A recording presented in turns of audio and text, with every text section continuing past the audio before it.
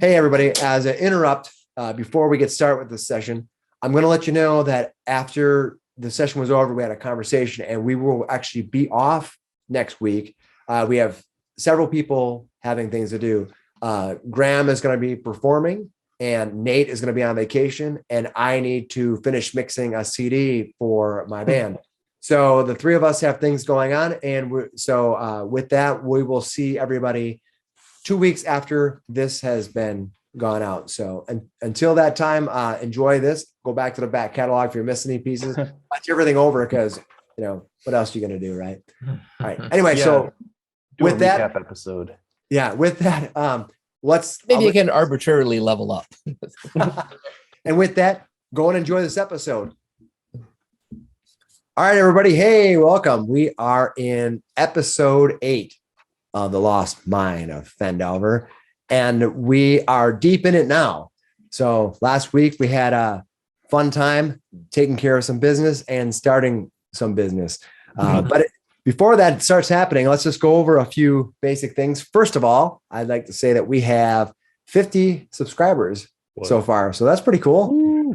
We appreciate, guys. Yeah, we appreciate all your support. That's fantastic. If you are not a subscriber, you can always hit the subscribe button below. Pretty much free as far as I know. Yeah. I didn't get charged. You didn't get charged? Thank you. Thanks for subscribing. Thanks for the support. So that's cool. But more importantly, we have Cameron and Eric with Hemo and Finis. Both of them now are level 3. Congratulations. Yeah, big for all around. Sweet. All right, nice. And now as we hit level 3, we want to look back at Hemo and Finis and get to know them a little bit more. What makes them tick, why they're on this adventure, and give us a little bit more detail. So let's start with Hemo. Hemo, why don't you tell us a little bit more about your character backstory and kind of give us a direction of where you decided to take Hemo today. Okay. Hemo is a young-looking elf. Young for an elf. He's 173. He is You drink yet? He's blonde with warmer toned skin, but he's actually a moon elf. A type of high elf. He's from an elven village in a high forest in northwest Faerun, where he spent the past 100 years or so studying juggling under a wood elf, a famous juggler. I made up her name. Selenia Rastelli is the famous wood elven juggler. And through his time training that and juggling with swords, he took an interest in blades as well. He tends to juggle daggers along with the rest of his stuff when he's performing. So from his years of practice, he's got old sword scars on his arms. But since taking up adventuring, he's collected a puncture scar on his right cheek where he got shot by goblins. In the face. In the face, and a surgery scar from when Sister Gariel helped remove the parasitic insect from the last episode. Also recent. So they're pretty new scars, much newer than the ones on his arms. He's an adventurer now, as his mentor stopped showing up for his lessons one day. She was known as a really friendly, outgoing person, but she suddenly quit performing and fled the public eye. And so it wasn't quite the same for Hemo at the village since then. So he left to start using his dexterous sword ability as a mercenary. And he took to it quite well. He took the job for Gundren Rockseeker just to get out and explore more of the continent and try to pursue his absolute mastery of the sword. He comes off as kind of aloof, but he's just kind of single-minded, focused on being a sword fighter. Cool. That's a cool character. And so now that Gundren has gone missing, you're kind of on the lookout for trying to help the first person who's kind of hired you. Yep. Cool. Nice. And so Hemo is now level 3. and that allows him to explore some new options. What kind of direction did Hemo go? He's an Eldritch Knight now. High elves are inherently pretty good at magic. He already had the Mage Hand cantrip that he used to pick up anything he drops during his juggling performances. But he can now cast spells. I'm taking a few of them. You want me to list them out? No, why don't you give me your favorite? What's the favorite you found? I'm really looking forward to using a chromatic orb once I can get the material component. Nice. Because he's already a juggler. He's just going to have a magical one of energy that he can chuck for 3d8 of whatever element he wants. Love it. That's cool. All right. Well, all right. That was Hemo. He's now level 1.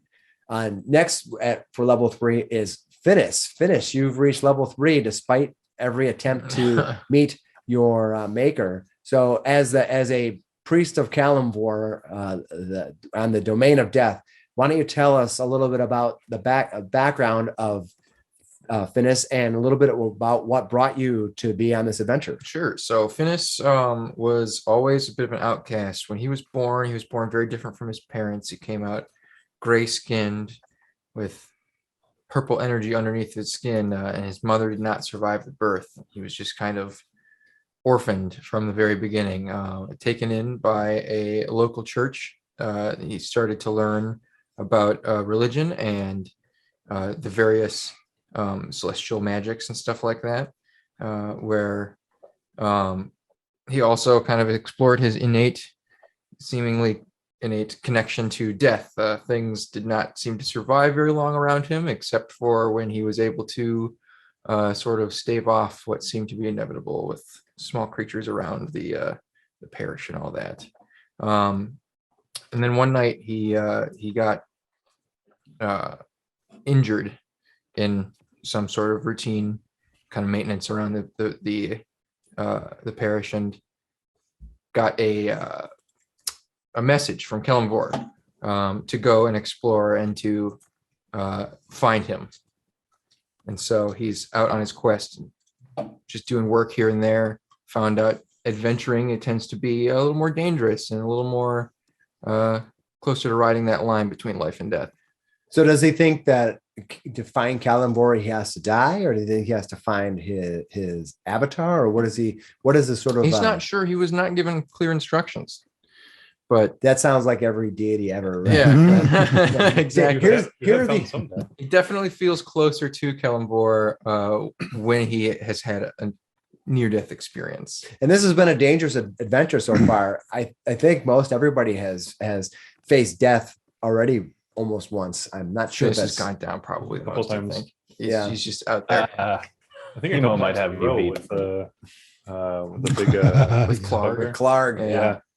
Oh yeah, he knocked you back down. Mm-hmm. Clark, laugh with your god. He hits back pretty hard though. Yeah, you did. Yeah, definitely. But as level 3, he as a cleric actually doesn't get terribly much. Just a couple second level spell slots, and a domain spell, which would be Ray of Enfeeblement. Cool. No, that's awesome. That happens. But you're following the path of the domain of death. Yes, domain of death. Yeah.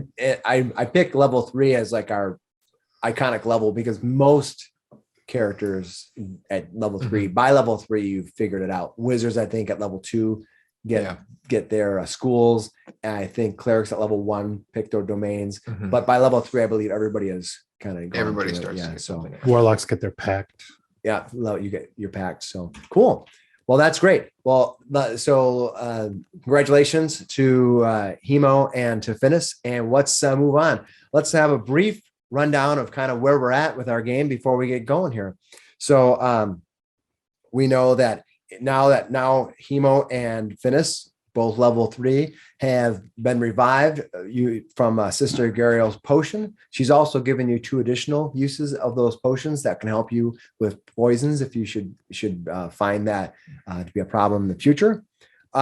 You had some time that you spent at the Stone Hill Inn. You stayed there. You adventured there. We know that Flander had a fantastic performance there, well known. But after all of that, and speaking with Gariel, you found yourself you found yourself having a final encounter with these red brands and with the well-known, almost infinite Floppy Hat guy.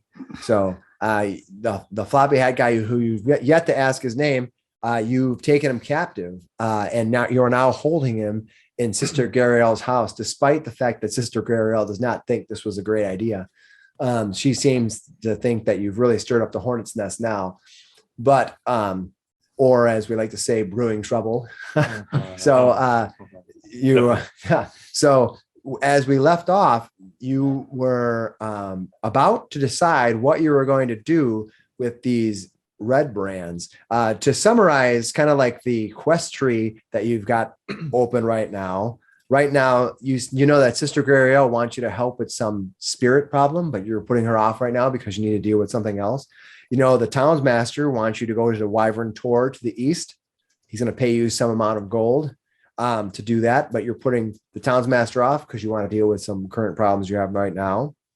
And you know that probably the most looming problem is the problem that your friend and mentor Gunrin is gone, and according to Sildar, who was killed by Clark, that this dwarf has been taken to some place called the Craigmaw Castle, which you do not know where that would be at.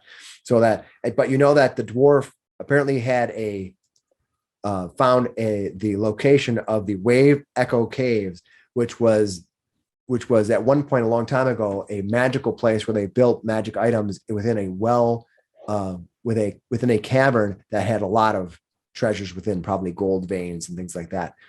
So that was long lost. So those are all looming. But the current problem that you're dealing with is these red brands, these red brand rogues. They apparently are being led by somebody called Glassstaff. You don't know, but the rumor happens to be that he happens to have a glass staff. Creative bunch. Whether that's true or not, you don't know, but that's what they tell you. You know that they are mostly located in the Sleeping Giant Inn or Tavern that's there.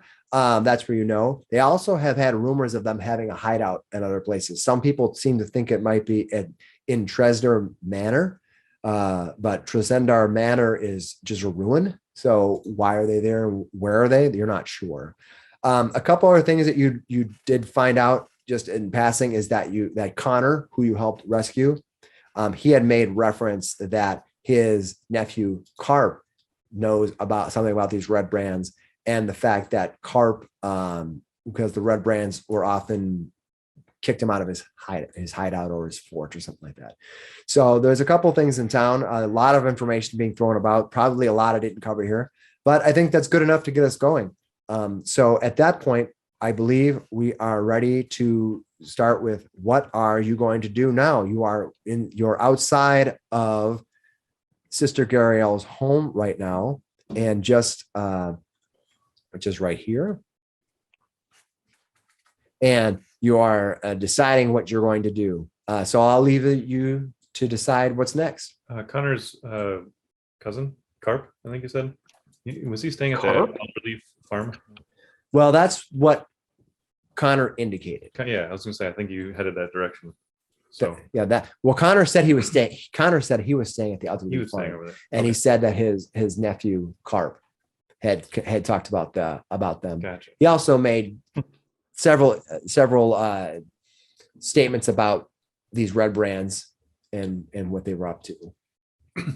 Well, Gashar is kind of holding on to this list of extortees that Floppy Hat guy got money from, and he wants to go return these funds.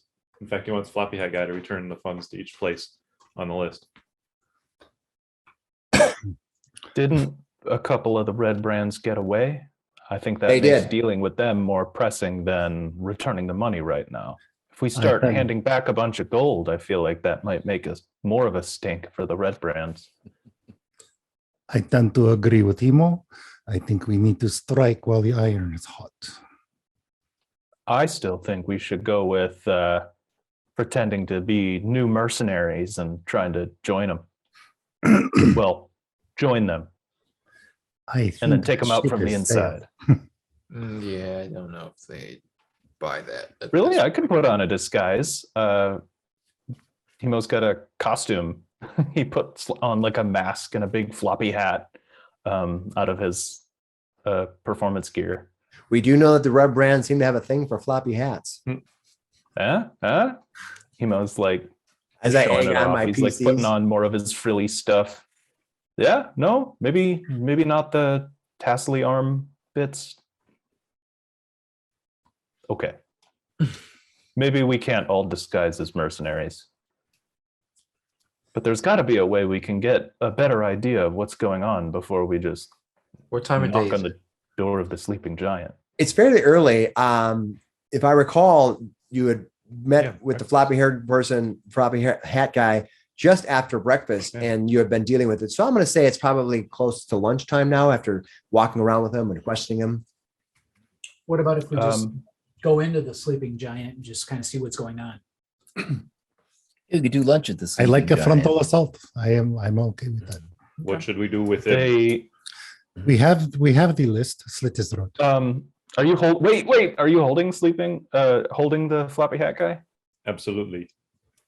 Hemo goes over and takes his floppy hat off and puts Okay. it on his head and says, we were calling you floppy hat guy.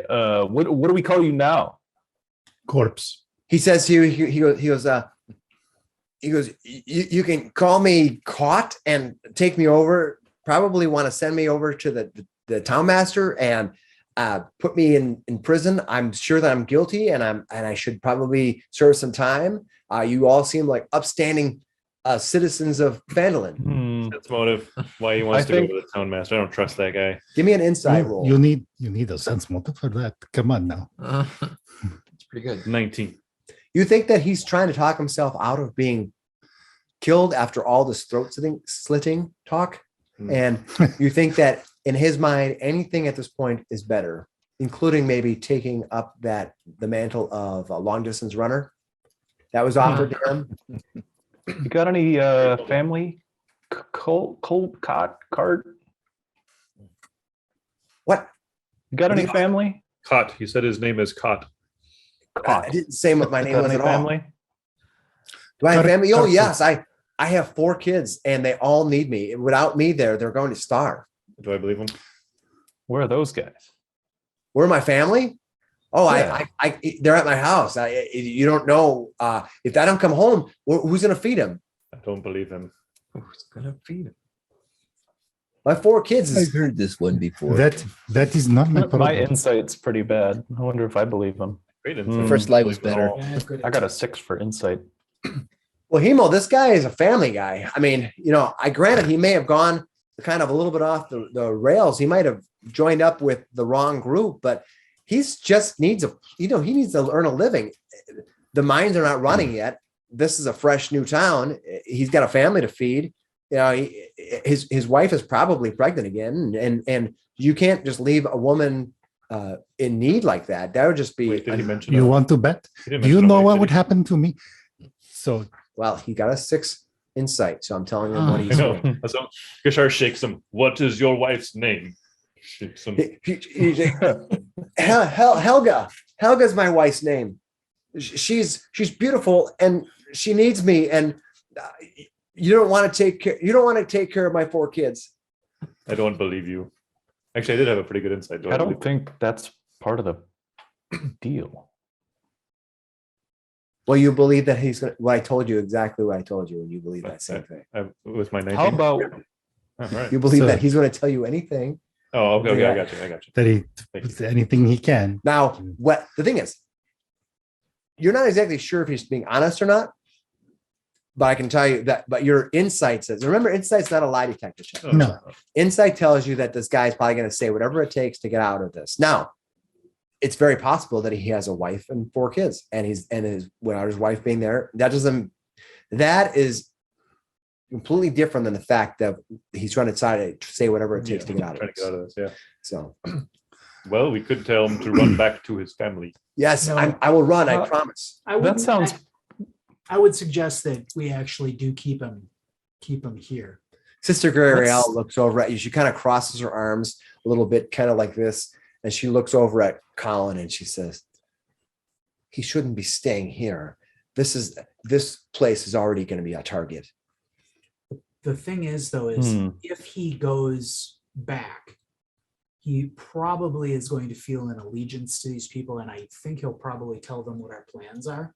Agreed. If we act quickly, you wouldn't probably have to keep him until maybe, I don't know, the sun sets. We'd probably be finished by then.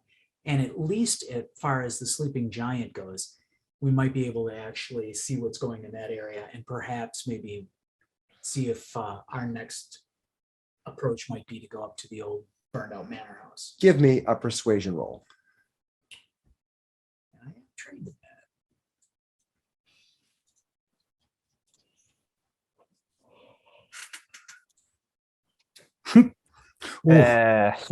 What'd you get? Bad to worse. 6. She looks at you and says, Colin, I get that you want to take care of these red brands. I appreciate you wanting to take care of these red brands. I applaud you for wanting to take care of these red brands, but I cannot be having a red brand be stuck in this place. If for whatever reason you don't succeed, this is going to be very bad for me. Sure, I understand that. So What time is it? Waif's About noon. voice is suddenly 3 times as loud as it normally is. And she just says, slit his throat. And she pulls out her dagger. Okay, so are you just being loud or are you No. using some It's effect? thermatici, Okay. or whatever it is. Yeah. I can't pronounce that word. Yeah, kind of like Gandalf did.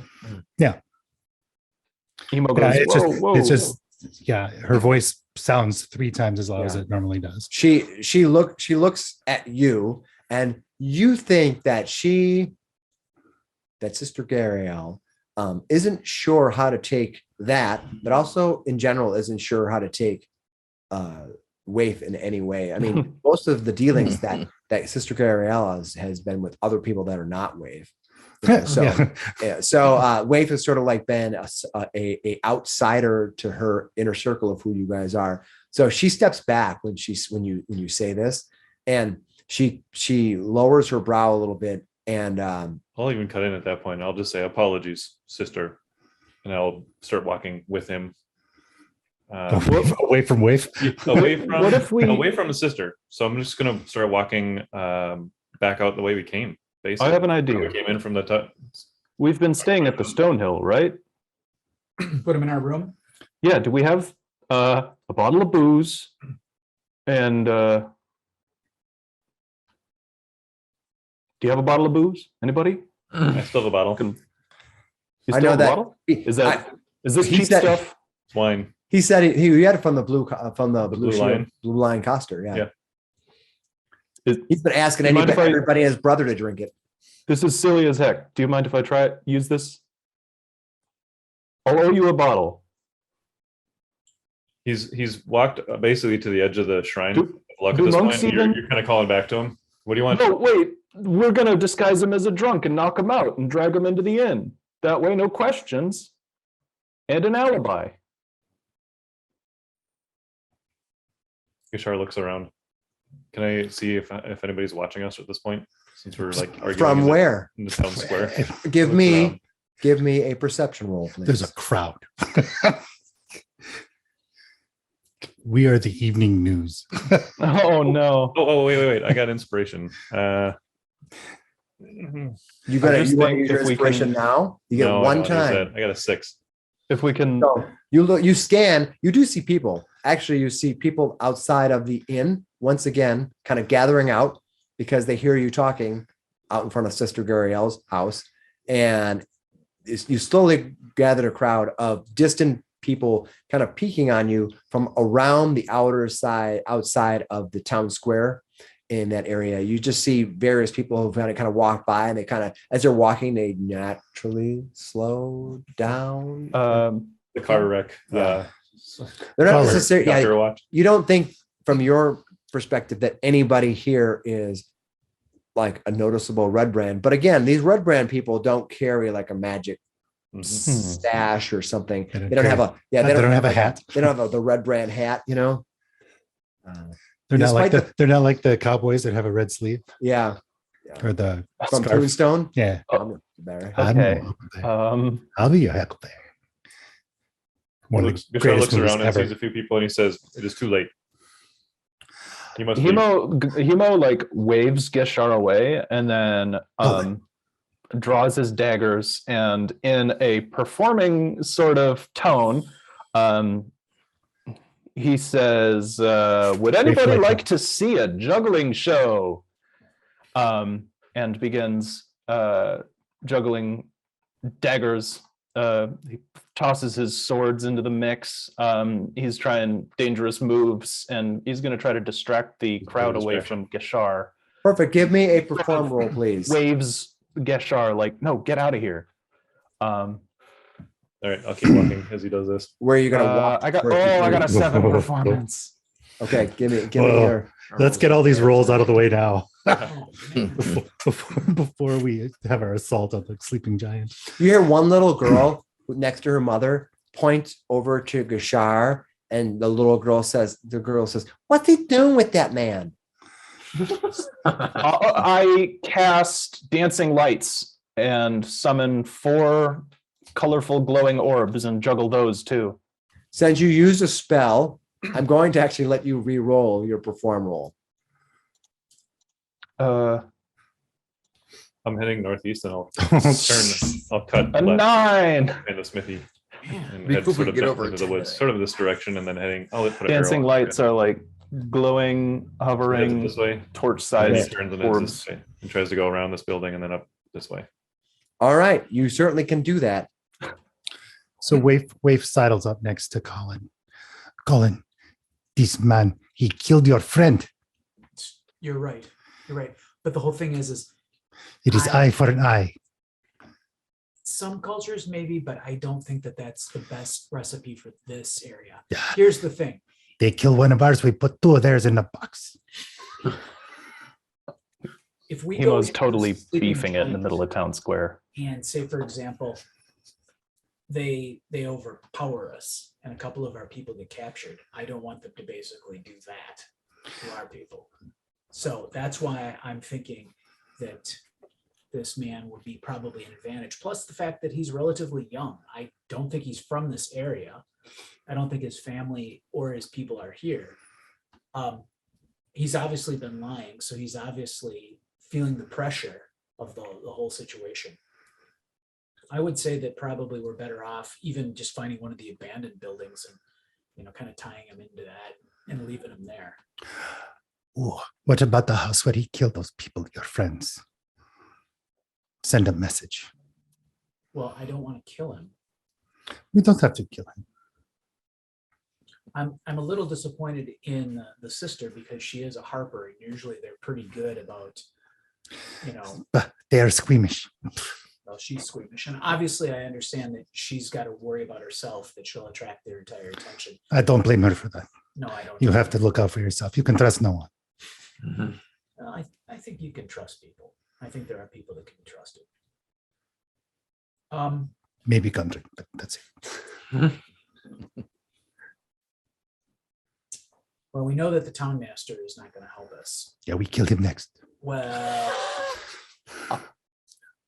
Hmm. not necessarily. What alignment are we? An awesome book. I'm seeing Gashar. He takes the list from the Gashar. He's like, "This is who we kill." I mean, everybody who's been.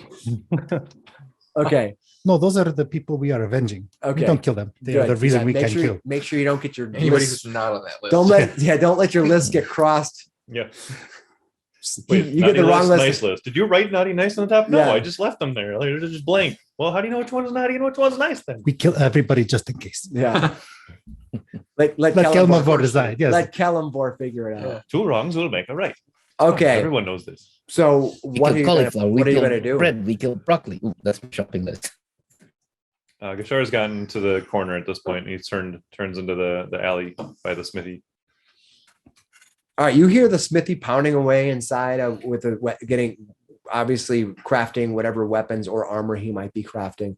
For the most part, you think that a good majority of what he does is probably things like horseshoes and stuff like that. He probably do a large volume of that and just make So weapons, mining equipment, perhaps. mining equipment, things like that. He's got an apprentice just spitting out nails all day. Yeah. There were as you do, you see now 2 men and another woman is in there, and the three of them are busy working on the shop while this kind of scruffy dwarf is working, but also you can kind of see keeps one eye on the three people that are working with him. You pass by. He's going to look up and see you, and he kind of gives you that squinty eye, like he's just watching you, like he's not sure. I'll just give him a nod that I see him too, and then I'll keep scanning. Right. And he kind of looks down, like he doesn't want to invade your business, but he also doesn't trust you walking around with some guy tied up. So, yep, I believe it. I'm gonna keep watching for threats. What is your intended? Where are you going? I want to basically head due north out into this wooded area here. Yes. Which wooded area would that be? I guess it's not wooded; it's fields. A field up here. The fields that are north of Sister Gariel's home. Yeah, well, yeah, but north of all this stuff, right? We can go to the orchard. There's a place. There's a place I know in the orchard. This building right here that was right at our entrance point. The floppy-headed guy was hanging out in front of that when we got there. Yes, he was. So They know where he is then. I don't know if I want to go up there. So I'm just walking north at this point. My goal was to get outside of the town. Okay, you do that. What's the rest of you guys going to do now that this your dragonborn has left with your prize? Oh, Waif is on his heels. Okay, you ran after him. Yeah. All right. So I'll Waif, go too. you also take off. Is everyone following? Is it a parade? Yeah, Hemo puts his juggling stuff away and just goes, seeing that Gashar's gone, he puts his juggling stuff away and just goes, that tough crowd. Just You see the little girl? The little girl goes like this. The little girl goes. The mom's the mom pulls her into her skirt and says, "Come on, let's go." Finis gives you the slow clap. All of a sudden, this guy not comes happy about walking that. down. This Hemo guy gives you a middle walk- finger with his mage hand. This guy comes walking down from the outside of the stone hill. He walks up. You see, he's the same miner that you met before. That was all sort of cut up before you met him the night before. He walks up and he takes out a copper piece, and he reaches out. He reaches his hand to you and takes a copper piece and puts it in your hand. And he just pats your hand like this. He just pats it like almost You get a like pity donation. like, son, you need this more than I do. You fold your hand up and he turns and walks away without a word. I accept it graciously and then just go, damn it. Next time, have the bard do it. That's what he does. He's been I was practicing going to say, for there's, years. there's your warm up act, and I'll take the stage. Yeah. Okay. The two of you are just in the town square still talking. There are a few people that kind of watch you. I'll just head up. Hemo, What's in Graham? you doing? get a total of 9 more copper thrown at your feet for your performance. A whole silver. Nice. You can drink tonight. You could put 1 or 2 in the Shrine of Luck and still be out ahead. Hemo does actually flick one into the Shrine of Luck as he passes.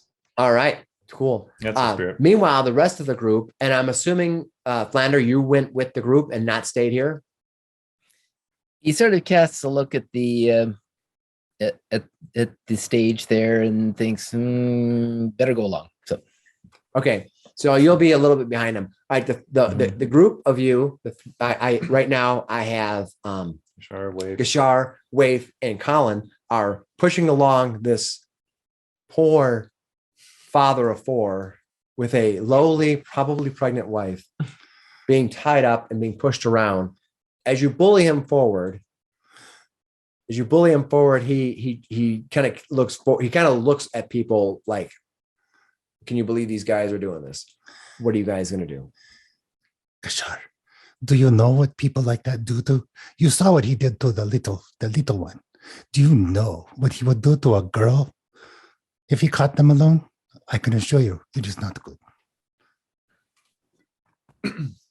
There is no justice in this town. It is all corrupt. Mhm. You must be the justice. I think what we're discovering is that the Red Branch, you are right, they are corrupt and they are bad. But I think if we can remove them as having a power source here, that they'll fall apart. Yes, let's remove them. Start with him. If you don't want to do it, I will do it. I'll be happy to do it. I know. You can go away.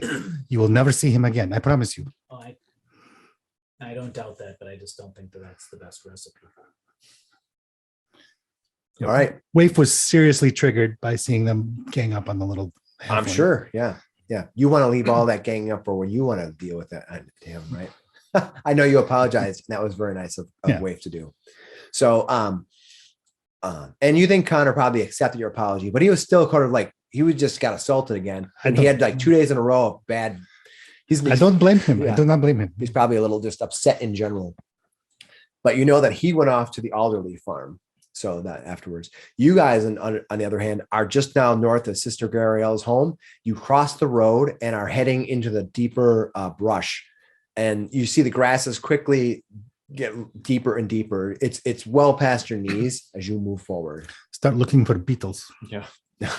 Yeah, you probably should. But you think that according to Sister Gariel, that happens all the way up at the Triboar Trail, which is quite a bit of distance up that road. So We could just tie him up and let the beetles take care of him. Gross. Then you don't get your precious hands dirty. Is Hemo with the rest of the party at this point? He kind of was trailing behind a little. Find him if you want. It's up to you two. I'd go with. All right. Yeah, I'm trying to interject, I guess. All right. You'll be able to catch up because they're pushing this person and they're walking. Yeah, you I'm can sure he's sort of not. like run behind them if you want. So you can go running up after them. You run past the smithy. You see the smithy is working, kind of looks up at you. He stops his work and kind of lifts up his head after he sees this group go by. And then suddenly the two of you run by. He kind of looks and kind of walks out to the edge of the smith shop. Now the smithy shop has 4 walls, but during the day, all those walls are pulled away. They have like wooden planks as walls, and they literally fold them down and put them in the shop. So all 4 sides are open except for the corners. And so he has full view of you. He walks on the edge and kind of, you see him kind of rubbing his hands. He's going to walk and he's going to follow you as the two of you run off with his eyes. If you want to stop and talk to him, you can, or you can just keep going. No, you I guys turn are going around and point a sword at him and say, "Hey, stay out of this, Smithy." Oh shit. The smithy kind of gives you kind of this crooked smile. He kind of looks at you and he looks at your sword. How far away are you when you do this? I don't know, 20 feet. Okay. He leans down and you see he kind of like, he just kind of slides this hammer, this ball peen hammer, this hammer he uses to slam metal all day with his gigantic forearms that are as big as your head. And he looks at it and he looks over at you and he kind of smiles and he goes, and then he just stands there. Now he's holding this ball peen hammer. You think this thing if it hits you, it's probably going to hurt. But of course, you may be more skilled than he is. You don't know. But he kind of looks at, he kind of calls your bluff on this. Finis walks up behind Hemo and taps him on the shoulder. And says, "It's all right." He starts to lead him away. All right. You've been hanging around Waif way too much. As he turns, he looks. Turns and leaves. As he turns, he looks over at his apprentice and he goes, "Aye, that's a strange one." Do you think he says that about everybody? Hemo keeps They're all running towards the rest of the party then. All right, you eventually catch up to the rest of the party. You can see them ahead of you. They are walking up the rise. You can see them kind of walking up past to where the map sort of disappears here. And you can see right where the kind of the Gariel, the A and Gariel. Sure. Is there kind of a hill we can go over top of? Oh, Like, go that's a great behind? hill you can die on. That's for sure. I don't want to die on this hill. It's a great hill to die on. Yes. Yeah, you can move up that hill. That's no problem. So every time she says these things, she's looking Floppy Hat Guy dead in the eye. Wait. Okay, if we gotta kill him, are you a fighter? Do you fight? Clark, whatever your name is, Floppy Hat Guy. I never even told you about a fighter. No, I'm a lover. This is why I have 4 kids. Today you're a fighter, He killed your friend. and I'm And gonna kill him probably for it. his wife and daughter I'm ready in to hear. cold blood What's in that? the What is your street. name? I don't I'm- agree with it. I'm I Anthony. do think he should be punished, but I don't think Anthony? that it's Yes. it's our point of view to do this. He shall be. I'm willing. We have a priest. Have a priest of Kilmavor. Kilmavor will judge him. That's what he does. Finis is gonna literally walk up behind this guy and just like try to non-lethally knock him out with his warhammer. Sure. Dude, I was Give me- gonna. I wanted to Indian knife fight the man.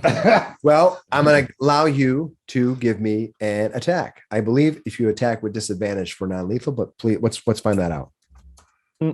I think any melee attack you can choose You just choose whether it's lethal. Oh, whether perfect. it's lethal or non-lethal. That's familiar to me Spells as are Just read it. more difficult to do. Yeah. Gashar, I guess Perfect. as you're sneaking up there, says Go ahead. normally we could hand him to the law. However, I don't believe this town has 19. good All right. You good walk up laws behind him here, and hit him. or And for enforce the laws. sake of the game, you knock him out. He just falls out. He's and he looks down. And he goes, "Ugh, I love my wife. Let's leave. Either him he's in telling the truth or he's Good. really committing to the bit. We leave him on his hill. We're standing in the middle of a field right now. bit. We push him Up under on a hill, bush. you're literally looking over the town, Mhm. meaning the town is probably looking up at you as you are in close to. You're kind of midway up your between your knees and your hips. The grass is kind of that long, and he kind of falls into the grass, disappearing, of course, into the grass, rolling down the hill just slightly, but the Tie grass his is feet back up and leave him. If we find him later this evening, we'll deal with him then. It'll be 1d4 hours before he regains a hit point and comes back. Bashar, is that what I just you're read that too. thinking, to leave him here? as his way pulls up the player's handbook. That's the book he got out in the field. Oh my gosh, that's some Yeah. serious Eldritch knowledge. If an in-universe character had a PHP, Whoa. that would be crazy Pack- powerful. Packed to the tome. They never said what book it was. It's just I got all the spells. in I here. got- It is very order of the stick right there. Also, Yeah. yeah.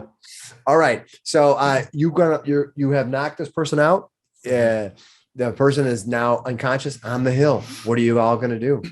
Now Also, I have a rope. double can't kill a man who's unconscious and tied. yeah, he had his hands tied earlier. did, yep, he We should still retie did. his feet and Retie his then feet. And let's get a drink. leave him. What's he gonna do if we take out all the rest of the red brands? What's he really gonna do? I bite my hand if I ever see him. He said again. his name was Anthony as well. We like to call them bad boys. What you gonna do? What you gonna do when they come for you? Now we go to Sleeping Giant. You left them on the Let's hill get a tied up. At Sleeping Giant. Yes. I hear it's got more local Spinning flavor. his hammer in his hand. All right. I believe that a couple of you have spent some spells, but I don't know if you spent any actual slot spells. I Nope. think all- I think they've all been No, I cantrips. just cast cantrips. Yep, I believe that's the case.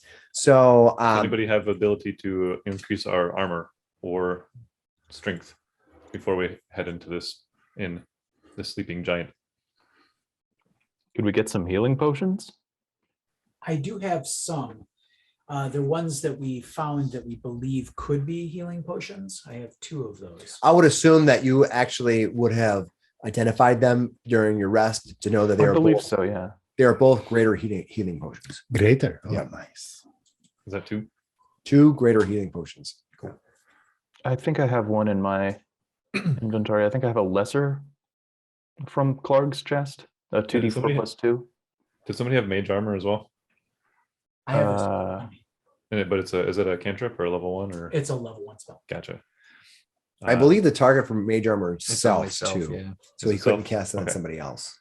Never mind. I have to wait till I have an invocation. I have the cantrip resistance, but it's only 1d4, I think. I'm ready to use Yeah, it's a shield 1d4 block to a some saving attacks. throw, your choice. So it's not much in the ways of defense. All right. Well, given that, I would ask what you're all planning on doing next.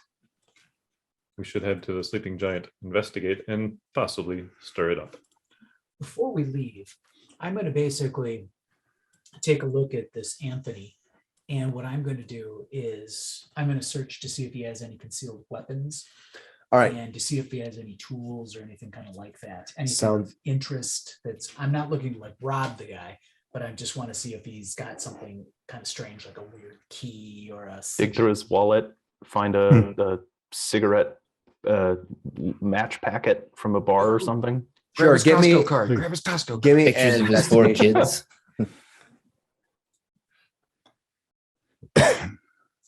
That don't look anything like him. We had already established that the town master was sort of in league with these folks, Yeah. right? Well, I can only tell you that certain people have complained that he was elected by ballot stuffing from the Red Brand. But Right. to be honest with you, that's That's what sort of hearsay, right? It is a fantasy town. It's not that uncommon to have. I got a 12. All right. You search him and you find that he actually has a small pouch that he had stuffed inside of his right side of his hip. Like there's like a string inside there and it's attached to it. So when you patted him on the first time, he didn't find that pouch. You open it up and there are 7 gold in there. All right. I give that back to him. You keep it or you take it? I don't, let him keep it. All right. I will let you give me a history roll. I'm not trained in history. See what happens. 14. All right. Highest roll. Oh no, you had a 19. Yeah.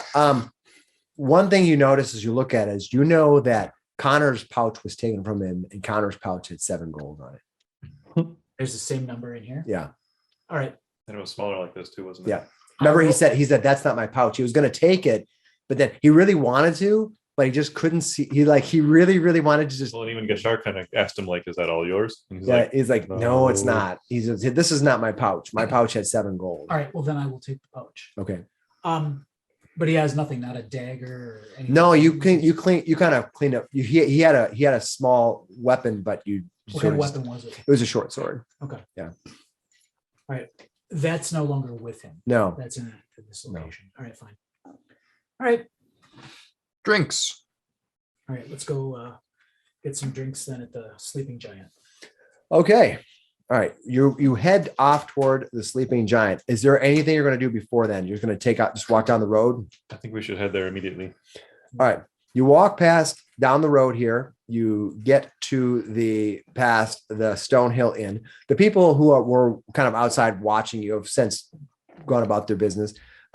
You see someone an old man sitting outside the Stonehill Inn. He's just sitting back there. Kind of When we smoking. walk past, is the smithy still there? Mean mugging me? He doesn't say. He kind of keeps an eye on you as you walk past the smithy. He kind of lifts his head because, of course, you just passed him a few minutes ago and drew a sword on him. You a troublemaker? And we come back down the hill without anybody. Yeah, you don't think that the smithy doesn't seem to take much notice of that, but he does notice Hemo. He's my kind of guy. He kind of just looks over at you as he's working. He's like, he's hitting the hammer on a piece of metal. Kind of, you can see sparks flying as he hits it, and you hear the ringing tones. And he kind of as he hits it, he looks up at you and he watches you as he hits it, and he never misses once. Boom, and that you can swear he's hitting this harder. As he kind of watches you walk past Making the friends, smithy. I'm going to sing a little song in time to his hammering. Perfect. Give me a That perform probably check. cracks Hemo up a little.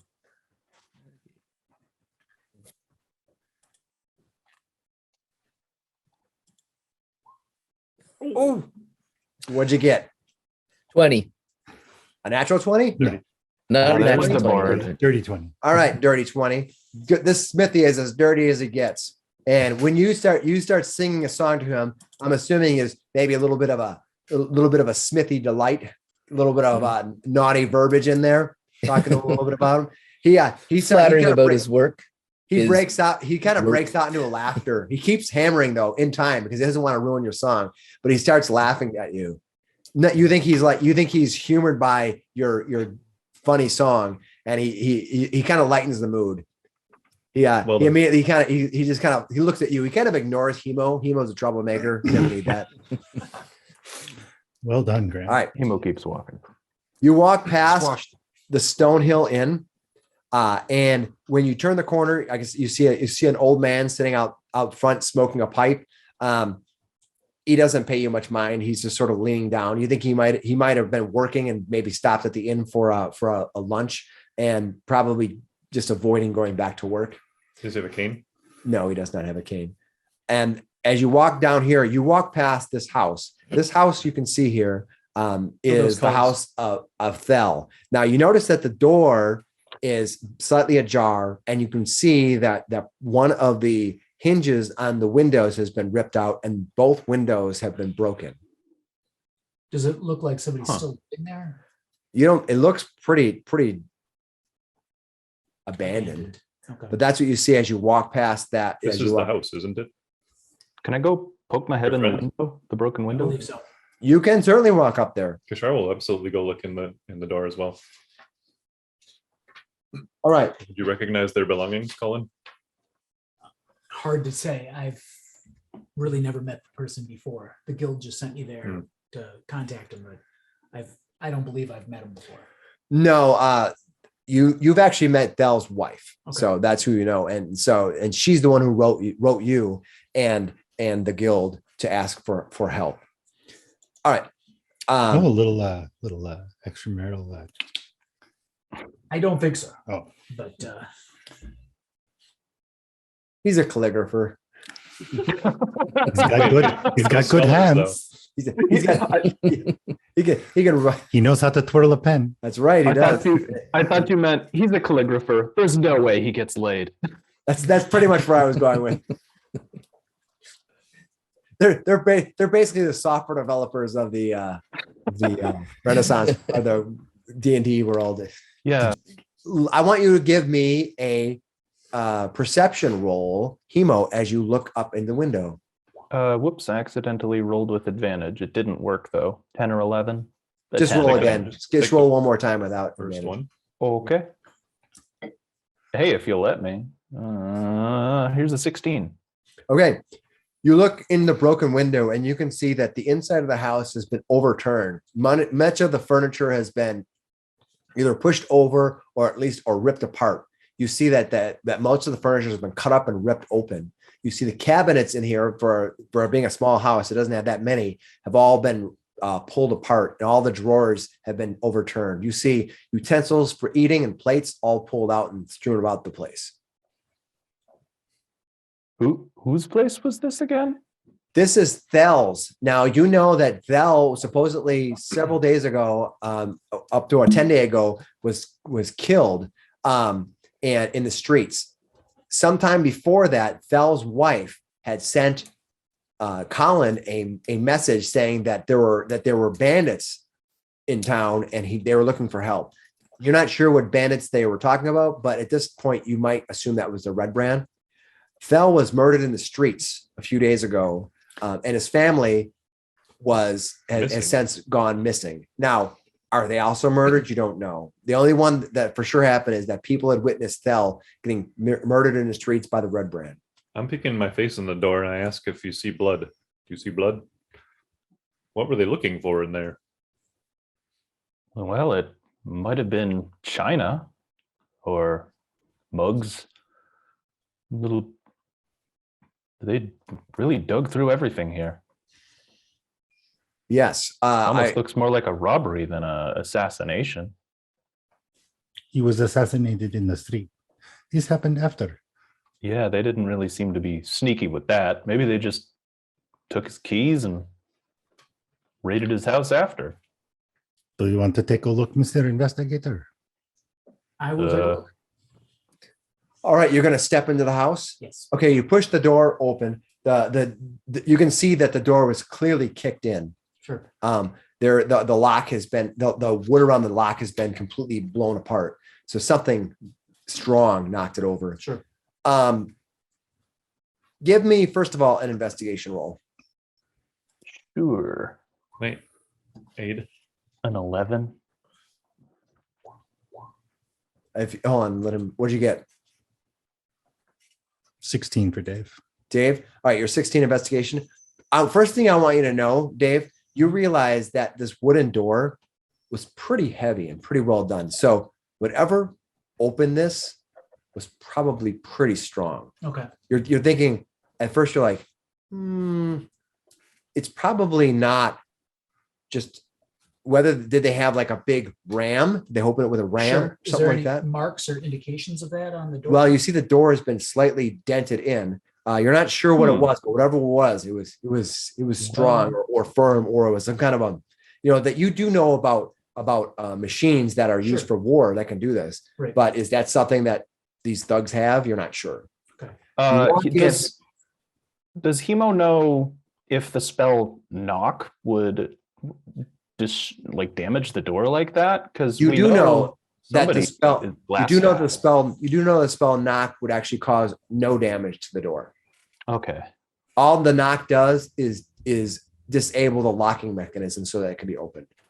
Unless the only way to unlock that door, if the mechanism being open destroys the door for whatever reason, that would just be a reaction from the door doing it. But you don't see that here. There was just a lock, like a normal lock, and the door was just destroyed. You can see the door was heavily damaged. Okay. Well, I don't think it was magic open, that's for sure. I'll take a look around, just looking for various things. Somebody had mentioned blood, and that's probably something else that. So you got to look on the floor for blood and everything. Yeah. All right. So you've seen what happens when I hit somebody with my force. Give me a perception roll. Not very good at 6. All right. So Colin walks in and he starts moving around, but Colin's also a calligrapher, and this damage and all the materials, you see him daintily sort of moving around, trying not to move anything whether it's because he doesn't want to get himself hurt or he doesn't want to break anything. You see him kind of moving around. He's kind of looking, and you see him very hesitantly looking around as the rest of you sort of are outside. Anybody else going to do anything? Yeah, I duck in and just look around. All right. You see, Is it just one room or is there multiple rooms? it looks like 3 bedrooms here.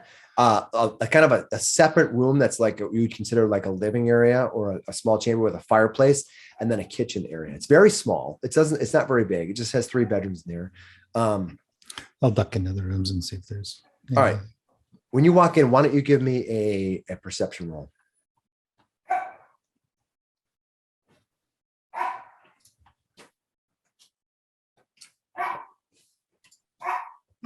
Nat 20. All right. Wave walks in, and you are looking around. You're actually going to start moving toward the bedrooms. You see Colin. Now, Colin is kind of moving very daintily through, trying to look for anything. But he's a scholar, and he's not used to going through rummaged houses, and so he's probably like just barely moving things around. But one thing he does is, as he pivots, you see he moves. He pulls part of a floor carpet away, and you can see a small secret or hidden door underneath the carpet. I'm also an urchin. Yeah. Right. Like you're I'm kind of used a to more this kind of thing. savvy, whereas Colin, So- maybe he not even assume that there might have, like, who would put some strange secret door in there? Wouldn't they just put stairs? Right. Well, And I'll so rush over and lift up the carpet or whatever. all right, you gonna pull the carpet up? Mhm. All right. All I want Dave to do is give me a dex roll. I'm not strong enough nearly. I want to see what like happens. Let's see what happens. 13. All right. You pull the carpet up, and by doing that, you see a bunch of glass and kind of like you create a clatter, and you see Colin just kind of leap, like almost like, wow, what's that? He spins around, staring down at you, and you reveal the fact that there is some kind of small door, and it's one of those doors with a hole in it. And what you need to do is you need to stick a tool or something in it, and you pull the door open. There's no door handle on it. It's flush to the ground. So you have to use some kind of tool, or you can stick your fingers in, but you never know what that means. Finis is going to be standing out front of this house, this ruined house, and Yep. he's just going to keep an eye out to see if anybody's watching us go through. Give me this a place. perception Same, roll. I'll help you do that. You gonna help? Okay. Do you want us to roll separate, or should I just give him How I does got help? 21. How does help? work? Help work? I think if you get over you a get 10, advantage? you get advantage. So it's the same as us both rolling, basically. Go ahead and roll a second one. 22. Jeez. All right. All right. When you look around the area, you do not see anybody immediately watching you.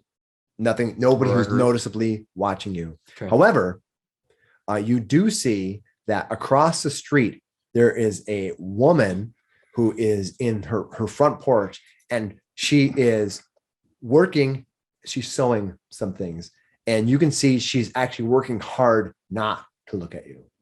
She's more like trying to keep to her business so much that she's almost obvious that she's trying to keep to her own business. I'll elbow Gashar and point at the lady. She seemed off to you. She seems elderly. Seems less curious than the rest of the town folk. That's for sure. I'll let you decide what you're going to do. Meantime, what are you guys going to do at the door? Wave. There's Himo, come here. I need your muscles. Well, first, does Colin isn't much Hemo? stronger than Wave. Colin's- Yeah, Hemo's Colin's pretty big. Yeah, But does he? literally. Is this hatch like wooden? What's it made of? Do you Yes, think I it's- could pick it up with mage hand that can move up to 10 pounds? You think it might be too big for that. Okay. So you think that, and also, well, Mage Hand probably could do it, but you think it might be too heavy for that. You think you have to kind of give it a good huff, a good pull. Okay. So if the mage hand doesn't work, then Hemo would just I could have done that. I guess put a knife in his offhand or stick a knife in his teeth, maybe get ready and lift the door. All right. I just need you to give me an athletics check, please. Oh, I can do those. Great. That's why I called you. 21. All right. You pull open the door with a, and it actually, it's surprisingly heavier than you would guess. And you find out that there are two sandbags that have been attached to ropes that keep it pulled down. You think it's because without them, as people walked up and down it, it would kind of Creak. it might creak. The sandbag keep it pinned down. So you lift it up, and you're kind of at first you're like, oh, but you lift it up and you see the ropes and the sandbags get lifted up. The sandbags are only dangling like 2.5 feet. So you actually pull it up. You I lift it pull up. those up and set them to the side. Yeah. As you kind of pull them up on the ropes, you can see down there is a ladder that disappears into possibly the darkness. Do you have dark vision? I have dark vision. Yeah, it's you dim have light, low light? 60 feet. Darkness as if it were dim light for 60 feet. Okay, you look into the dimness of the dark, and you can see that the steps, the ladder that leads down about 10 feet leads into darkness, but through your dark vision, you can see that this is some kind of lab or laboratory. You see a bunch of tools on a desk, but this doesn't appear to be like the smithy. I mean, you've walked by the smithies. These tools are tiny. They're almost precision tools. You look down and you're like, what is this? So I look down. I have full on dark vision. So Yeah, you look at it and you see the same thing. You can see a whole bunch of tools down there. I'm gonna illuminate. Seeing that it's empty, I'm gonna illuminate the rest of the room with dancing lights. All right. You Four can torch-sized lights and sort of juggle them a sec and then drop them one by one down the hole. all right. Those dancing lights have a direct distance from you that they can go? 10-foot radius dim light. They can appear anywhere within 120 feet, and a light must be within 20 feet of another light. Got it. So So I send out like a line of 4 of them bouncing down the Okay. ladder. You can get down there, no problem. As you drop the lights down below, you can see that this space is about half the size of the house, but sort of in the center of the house. There appear to be no other windows or doors out of here. Of course, you could search, you're not sure, but you see this work area is full of different types of woodworking and wood worked materials, including one stand that has about 6 inches off the ground or off the desk. It's a stand that rises about 6 inches, and there's a small looks to be like kind of a pole or a small stick on it. The stick is sort of like has a bunch of rings on it. And then at the far end, there's like this clear or crystalline arc, like a hook that appears on it. And it's standing on top of that. Next to it are several boxes. That's what you can see. And these boxes are tiny, like you would think like 3 to 4 inches deep, maybe 4 to 5 inches wide. There's a whole bunch of them all around this area. You can see several of these workbenches, but that's the one thing you notice right away that catches your eye.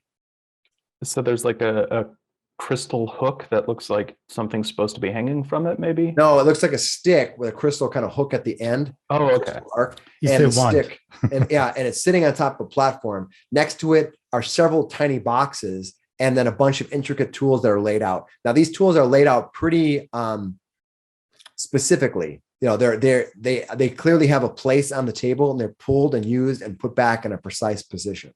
OCD much? Maybe, yeah. I'll take the ladder and head on down. All right, you see Colin, I apologize. You see Colin sort of seeing this with the light. He kind of pushes you aside slightly as he slips in and flies down goes down the ladder. You land, it's a dirt floor. Okay. You hit the dirt floor. You can clearly see this work area. You immediately recognize this. Many of the calligraphers that existed in your guild are also wizards. Okay. And you recognize this as a wizard's lab, someplace that they would use to create or modify or fix magic items. Okay. So these tools then are arcane, they're not calligraphy. No, these are definitely arcane tools. And I basically repeat that to everybody else who's within voice range. I said this is definitely a arcane type of tools. These are not calligraphy things. Perhaps we take up residence here. Can you tell But- what this was for? Hemo reaches for the wand. All right, I would not touch that. you're going to grab the wand. Sure. All right, Hemo grabs the wand. I need you to give me a wisdom save, please. I told you.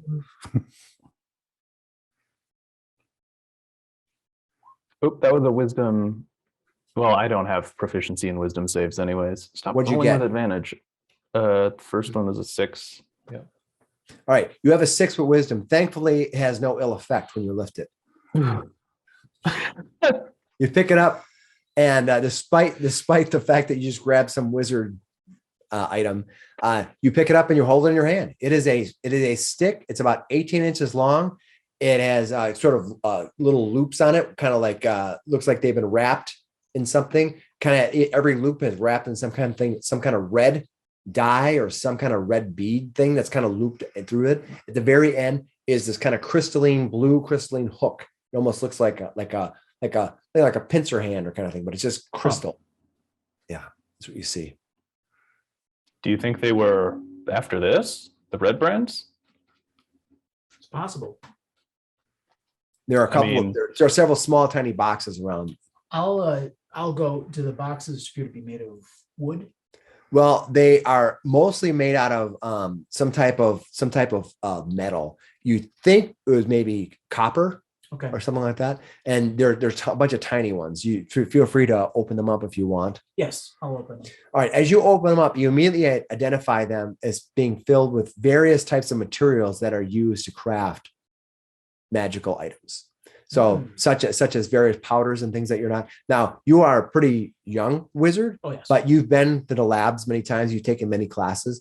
So you have seen the various types of sulfurs and things like that are used for building or crafting magic You've items. had to take the eyes of Newt out of the Newt. Yeah. So you Hemo leans over and goes, "Ooh, is that phosphorus? Ooh!" And he picks up a bunch and puts it in a pouch. all right, you can take as much as you want. It's fine. He fills a little pouch with phosphorus. Are there any gemstones? You look around for gemstones. All right, give me an investigation roll. I'm gonna 18. All right. As you open up boxes, you're looking around for gemstones. Clearly, you want to find something probably for the spell that you have. Yes. As you look through, though, but unfortunately, you find none of that. You just find a tiny ring. And the Huh. tiny dancer. All right, this ring has a small opal on the top, and it's a silver ring with an opal on the top. Why don't you give me a perception roll? Okay. All right, let's go 2 for 2 on the non-exploding magical items. That is, oh, sorry, that was a performance perception. But you 19. performed well. All right. When you look at it, when you kind of look at this opal, you see the opal pulsates with a small dot of light. It kind of just goes. Ooh. The pearl of power. It's the universe on Orion's belt. Hemo takes the ring. All right, you now have a ring. Everybody And a else, wand. you didn't say you were doing it in any type of, it's hidden, so everyone else sees that he picked up a ring and he looked at it and he puts it No. in his pouch. Hemo wants it, but he's not gonna sneak it. He's just gonna take it. Yep. Okay. Sign of any interesting musical instruments here, are there? I haven't seen anything yet. I don't know. Hemo puts the wand to his lips and blows it like a flute. You put the wand to your lips and blow it like a flute. Yeah.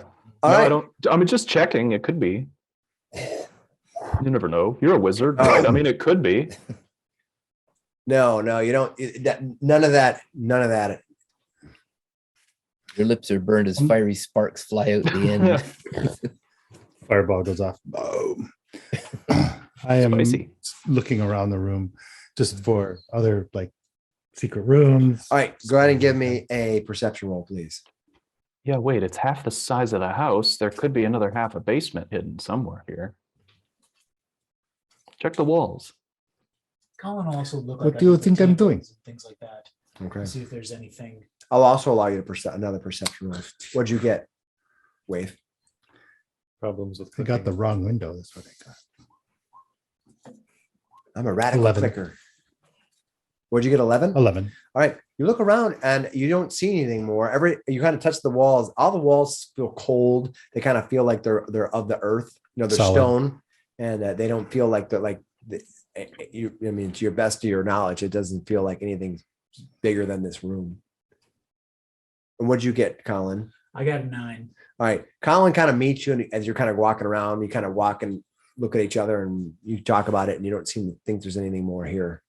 You mentioned that there were still some of the boxes that were unopened, or Well, I would assume that you've opened them and you saw There's materials in there that were used Okay. for making goods. and then Hemo basically came down and took some stuff out of there. Yeah, he did. And then he also did some investigation, and he found another small box that had a ring in it. All right,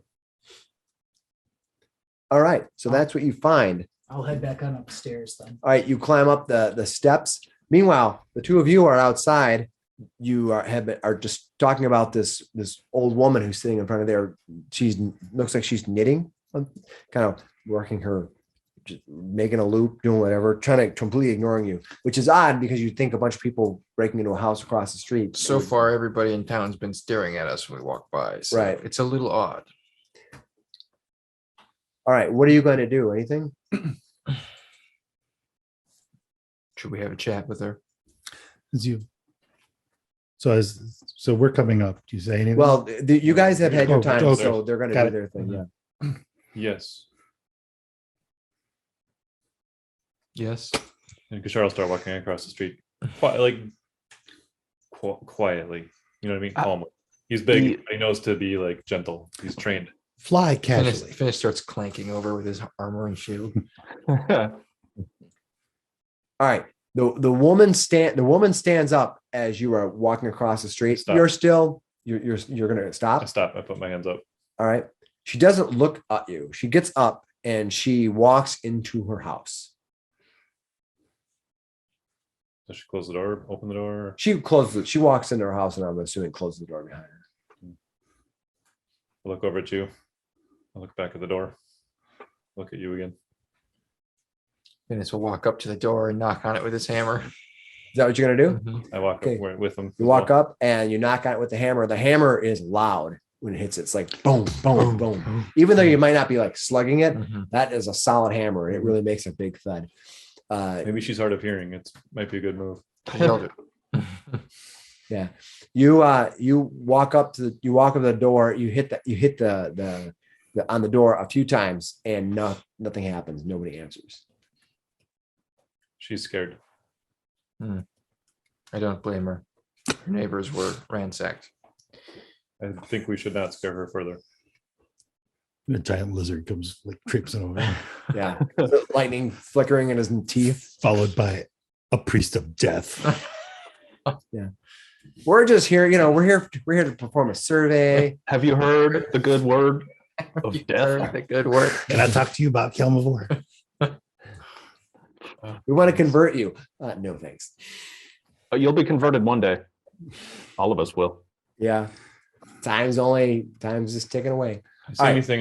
Look over her chair and the spot she was just sitting in. Did she leave anything out there? No, you think she just had a little basket with her, or she kind of picked it up with her some type of yarn or material she was using to weave out some probably a blanket or a cloth or something. Is You were there- a little farther away to see. Is there any name or decorative, especially decorative name thing on the front of her house? Yeah. No. So like an address, in the form of an address. No, you don't see any of that. You think that this town is so very new and small that they probably don't. If they have messages, the messages are probably delivered to the town master, and then the town master would most likely just walk Steal it over or Best steal them, idea. right? Or you'd walk over to the town master and say, "Hey, did I get any messages?" Most likely, they probably don't get messages that I'm often. gonna pull out that list of names and fees that I got earlier, and I'm gonna look through there for anything that says old lady something. All right, you look through it. Give me a. Let's do an investigation roll. Why not? Investigation, not intimidation. 14. There's a lot of names. Not- Start calling him out. Mabel, you're probably not a Greg. That's a good point. I will try to find just any feminine names that aren't like and no businesses, because she doesn't look like she's got a business yet. Sure. Are there any names like that on here? They mostly look like Mabel. businesses. They mostly look like businesses. So. All right. He kind of shakes his head at you and rolls it back up and puts it back in his pouch. All right, the rest of you have emerged from the hidden chamber, climbing up the steps, and you appear back at level 1 of Thel's ransacked house. What are you going to do? Let's go back. Should we go to the sleeping giant? Yes. Gashar will peek his head back in again. What did you find? We don't know. There really wasn't much. It looks like that perhaps maybe they had a secret compartment underneath where they might have done some arcane research. But Was that what they were tossing this place for? Possible. They were Hemo, said to be cartographers. So I guess will show both the magic items. I wonder if they were looking for these. I'm gonna try to figure out what they do. We're still inside, right? We are. What are you trying to figure out for what? I'm gonna. I mean, I know how to cast magic. I know a bit about arcane magic. Can I try to figure out what this wand does? Identify this? I believe. Well, do you have the spell that can identify a magic item? No. I think maybe without that, it takes time. It does. You could take yourself effectively. You can do it, but you think it's probably take an hour. Part of a short rest. Did you guys close the thing and put it back yet? They have Opening. did not. The door is still open as far as I know. Should probably. He points at the thing yeah, we probably should put that. right there. Probably should close it. Put the Hemo chucks the sandbags back down into the hole, dispels his dancing lights, and we can put the rug back over. As soon as you shuck the sandbags down, the door just boom slams closed. Cool. He'll go and Right back over and cover up the hole again. All right, so you're going to not take the hour to try to figure out what these are and wait and just. No, I'll just Now we're thirsty. we'll just Sleeping hang on giant. to these. We have a wizard. Do you have Yeah, that? well, I do, but I don't have it memorized for today. Ah, And I Maybe take we can it take a look at these in a minute. that's not a spell you can cast outside of a spell slot. this should be a ritual. What? It should be a ritual. Yeah, that'd be, A ritual, yeah, take Should some be a time to ritual. you would think. So you can cast it It just as a takes 10 ritual, minutes, it right? just takes longer. So yeah, you could cast it as a ritual if you want to take the 10 minutes to identify it versus an hours. hour. And it might behoove us to do so. I'd be happy to do it. Just 10 more minutes in the house to try it out. All right. Well, you have to pick which one you want to identify. Go Let's ahead. identify this wand.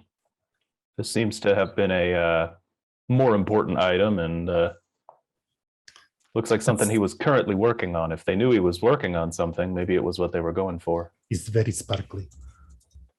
Yeah, it's got this cool like crystally bit. I wonder if it's going to cast like chains that I can like pull. I don't know. We'll see. Okay, you cast a spell. You examine this this wand of yours. We're not sure it is a wand, but whatever it is, I'll identify it. Kashara will look out the window and keep an eye out for anybody coming down the road or, All right. or grandma's across the road. You And look at, obviously, I'm not going to hold it up in the window or anything like that. So. sure. You look at this wand and you cast a spell, concentrating on it for the next 10 minutes. At first, you get whispers of insights. You start seeing images flash. You see images of doors. You see images of portals and windows. You see images of various types. You see a woman who looks at you, a shadowed image of a woman, and she looks at you and smiles and goes, and she fades away.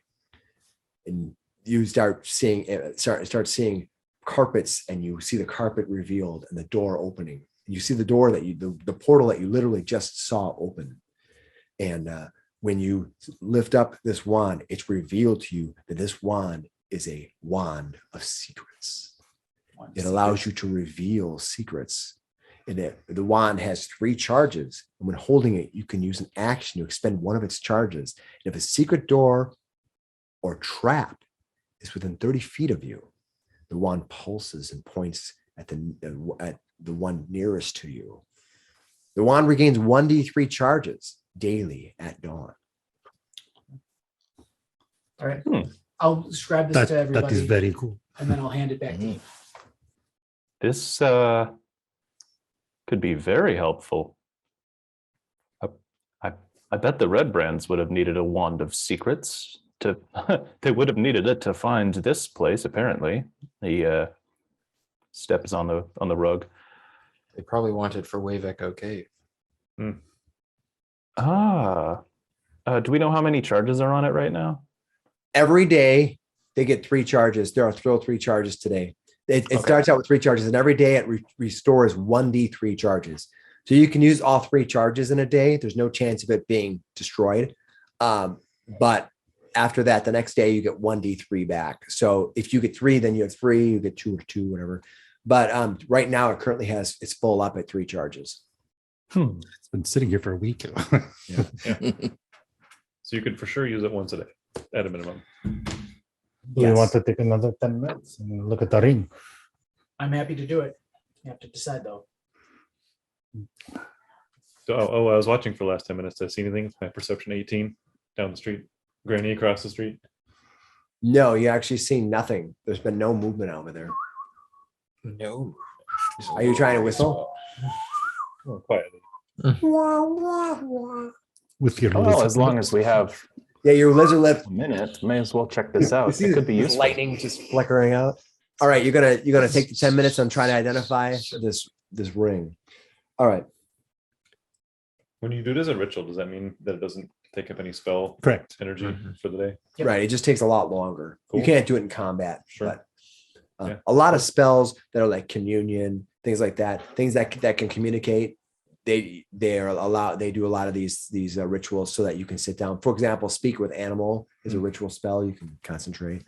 All right, cool. You sit Find down with this familiar. ring in your hand and you hold it and you close your eyes and begin concentrating on this item in your hand. And as you stare at it, you see within it the opal in your mind lights up and dims and lights up and dims. And when it lights up, you see with it some kind of a weird arc. And when the arc hits, you see a bunch of arcane symbols spiraling. And they're all sort of dim, this dim blue in it. And what happens is over the top, something brightly lights up each one. One of them lights up and launches inside of the opal. And the other ones just fade away. And you see that's happen again and again in various forms. Different ones open up and one is highlighted blue, a symbol. Every one of these symbols is like a school of magic. Okay. So they identify what that school is. So constant, you see conjuration and summoning and evocation. And each time it's launched inside of this pearl, and the pearl is lit up. And then when the light goes away, another one opens up. This is what they call a minor spell storing ring. Okay. This allows you to store one spell of level 3 or lower inside of it. And you cast it in it. And when you cast it, you use that slot to cast it. But at any time now, until as long as you know, you can cast that, you can use that spell and launch it from the ring. Okay. Hmm. I Hemo and I tell him that this is what it does. Can I tell if it's got a spell in it already? Yes, it does. And what is it? Right now, it has a magic missile spell in it. And I tell him it has a magic missile spell in it. Oh, I had Now- an idea for if it was empty, but You can expend it and refill it. That's up to you. Of course, anybody can cast a spell in it. So, for example, someone else can cast a spell in it, and you can use it, right? why don't you hang on to it, Colin? Wait, who is the one who identified it? Yeah, cool. Yeah, it's Colin. Colin. Colin. Okay, yeah. He gives it back to Colin. Why don't you hang on to it? But if you need me to cast shield on that, I can maybe help stop you from taking a few hits.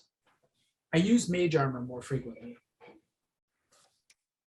I guess that's fair. I think technically you could still use shield as a reaction. Yeah.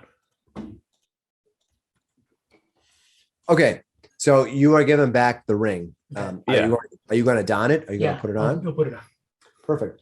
All right. You put the ring on it, and when you put the ring on, there's like this vibration throughout your body for a moment. Like Okay. it's almost like if you touch a low voltage wire, you kind of get that. You put it on, and it's like, oh, and you get it kind of ripples your whole body for a second. You're almost at first one. You almost at reaction is almost to pull it off for a second because it's just disorienting. But once it ripples through your body once, it calms, and you stare down. You see a pulsing light of that opal. Okay. That's cool. That's worth it. All right. After roughly about a half hour of looking through this house, you've investigated a bunch of things, maybe even 40 minutes.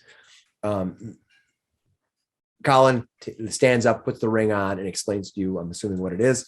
And you're able to go about your business. All right. There's Now a that little you spot. have gathered outside of the abandoned home, you can see down the road that the sleeping giant awaits. At the same time, the person across the street has never returned. So you don't know if she was just afraid of you and did a detour, or if it means anything more. You have 2 items that you've identified and added to your list. What's next? To the sleeping Going giant. in. All right. You march down. I take it you're going to just walk up to the sleeping giant. You're not going to do anything else. We should walk up. We were going to go get food or a room. So we're going to play this straight instead of sneaking around, seeing if we can find another entrance. Finis literally walks through the front door. Oh, okay. You're going to walk up to the sleeping giant. All right. When you approach the sleeping giant is a small place. And let me bring the map up, and then we'll start from there. There's a guy there. Okay. You appear ahead of you. You can see you're in the street. And you can see that as you approach, there is somebody, a man, just leaning up against the door. And you see he has a drink in his hand, and he's just wandering up. And kind of like nodding as people come around and whatever. You guys can put yourself kind of down here in this lower area, and we'll go from there. If you want to move around anywhere else, then we can kind of do whatever you'd like. So you approach, and you as you walk up, the man who has a beer in his hand, he just kind of stands up and he gives you a polite smile. He smiles at you and drinks. He's kind of nodding, looking at you. As you approach, what are you going to do from here? Colin just magically appears. He just vaporizes. He's going Harry Potter style. I had him grabbed like twice or three Got to times. show me how to do that. Yeah. That's fine. So- No, so your group walks up, and you can see behind the sleeping giant. You can see probably 2 outhouses back there, and if you look beyond that, probably a stable of some sort. Before the other houses come in, and the rest of the town kind of catches up with you. This might So- be a better place to stop for our oxen. They have stables. Yes. Right now, your oxen are sitting at the stables that are across the street from the other inn that you stood at, Stonehill. So when you approach up, Finnis, you're going to walk up to this He's gonna man. walk up and he's gonna kind of like extend his. Always got his hammer in his hand. He's gonna extend for like a cheers with this guy by the door. He looks at you and kind of smiles, and he holds his mug up. Now his mug is a wooden mug. You notice that the Stonehill they had used glassware, Mhm. but here they have kind of like a wooden mug, and it looks like it's probably been carved off of a single piece of wood and bored out, and then a handle has kind of been stuck on it. He kind of gives you a kind of a smirk, and he holds his thing. He'll go up You for the gotta- clang and then push through the doors on his way in. You're gonna walk in? Yep. Okay. He doesn't do anything. He just steps to the side. So I will reveal what this inn looks like. All right. All right. I'm gonna go ahead and put yourself in the doorway there as you walk in. All right. You walk in and you see that several of these men are sitting around randomly. All the men down here, if I can get the right selector on, all the men down here are kind of like sitting in chairs down here. Okay. This woman is behind the bar, and you see she has like a ledger, and you think that she has a pile of silver that she's kind of pushing out, and she's looking through the ledger. She's probably doing books for like the business. And the gentleman sitting next to the dwarf, he seems to be cleaning glasses. He looks up. He's probably the bartender. All of these men are, we can confirm. Twins, triplets, sextuplets. Yeah. Don't give the DM a hard time. They are all wearing various forms of leather armor. I don't know if the bartender is. Let me double check. Here's a weird roll 20 thing. It looks like we can see a nameplate for a guy Yeah, in you the fog. He's in the fog of war. He doesn't exist. that's fine. I'm not too Yeah, worried about it. We can't see him. But I just didn't know that happened. He has actually a short bow that he's kind of that's strapped across his back and he just seems to be cleaning the items, and he also has armor on. It looks to be some type of leather as well. Was that Rexy or Rexel? That's Rexy. Yeah, Rexy is the bartender, and they when you walk in, you see like you would see in every classic Western. They're all chatting, and they all kind of stop and look your general direction just to see what's up. You know, you're a new face. You've never walked in. Mhm. What are you going to do? Finis will just keep walking straight through, kind of just nod at people as he walks by. Just, Sure. Hello. He'll walk up to the bar, Confident and casual. super cash. I don't know if like that. This button. Yeah, there we go. So he'll walk right up to the guy cleaning the glasses, and he'll ask for a tall mead. The guy cleaning the glasses nods and he says, "All right, then that'll be 3 copper." And he reaches down and he grabs a mug, hopefully one he just recently cleaned, Sure. and he grabs a decanter and starts pouring the mead out of a decanter, and then he sets the glass down on top of the bar, It's tall, but probably not as big as you were expecting. That they kind of, you think maybe they might serve you a little light here, Sure. but he calls you for 3 copper. All right. I will actually slap down a gold piece and ask, would there be any way to speak with a glass staff? We may have business. He looks at the gold and he kind of casually puts his hand out and puts his hand over the gold and kind of covers it with his fingers. And he leans against it a little bit as he kind of smiles at you and he says, my friend, there must be some confusion here. And he looks around at everybody else. He looks at the dwarven woman, and the dwarven woman is kind of side-eyeing you as you say that. And he says, my friend, I think there must be some confusion. I don't know of a glass staff here. Is there something else I can do for you? But feel free to drink her all you want. I was led to believe that I could talk to members of the Red Brand at this establishment. Can looking for somebody Hemo come in too? Chain. If you'd like to come in, give me one round here, and then you can come in. All right. The woman looks over. She is a dwarven woman. She says, well, I'm Grista. I own this place, and I don't see anybody here with a red brand on them. Are you looking for slaves or slavery? Slavers of some sort, or former slaves? What type of business you looking for, friend? You look like you're coming to serve the divine name. Do you come the preacher? We'll listen. And when she says that, all the place people kind of give a chuckle, like, oh, here comes a priest to come and sell us their save our soul. Okay. What are you going to say?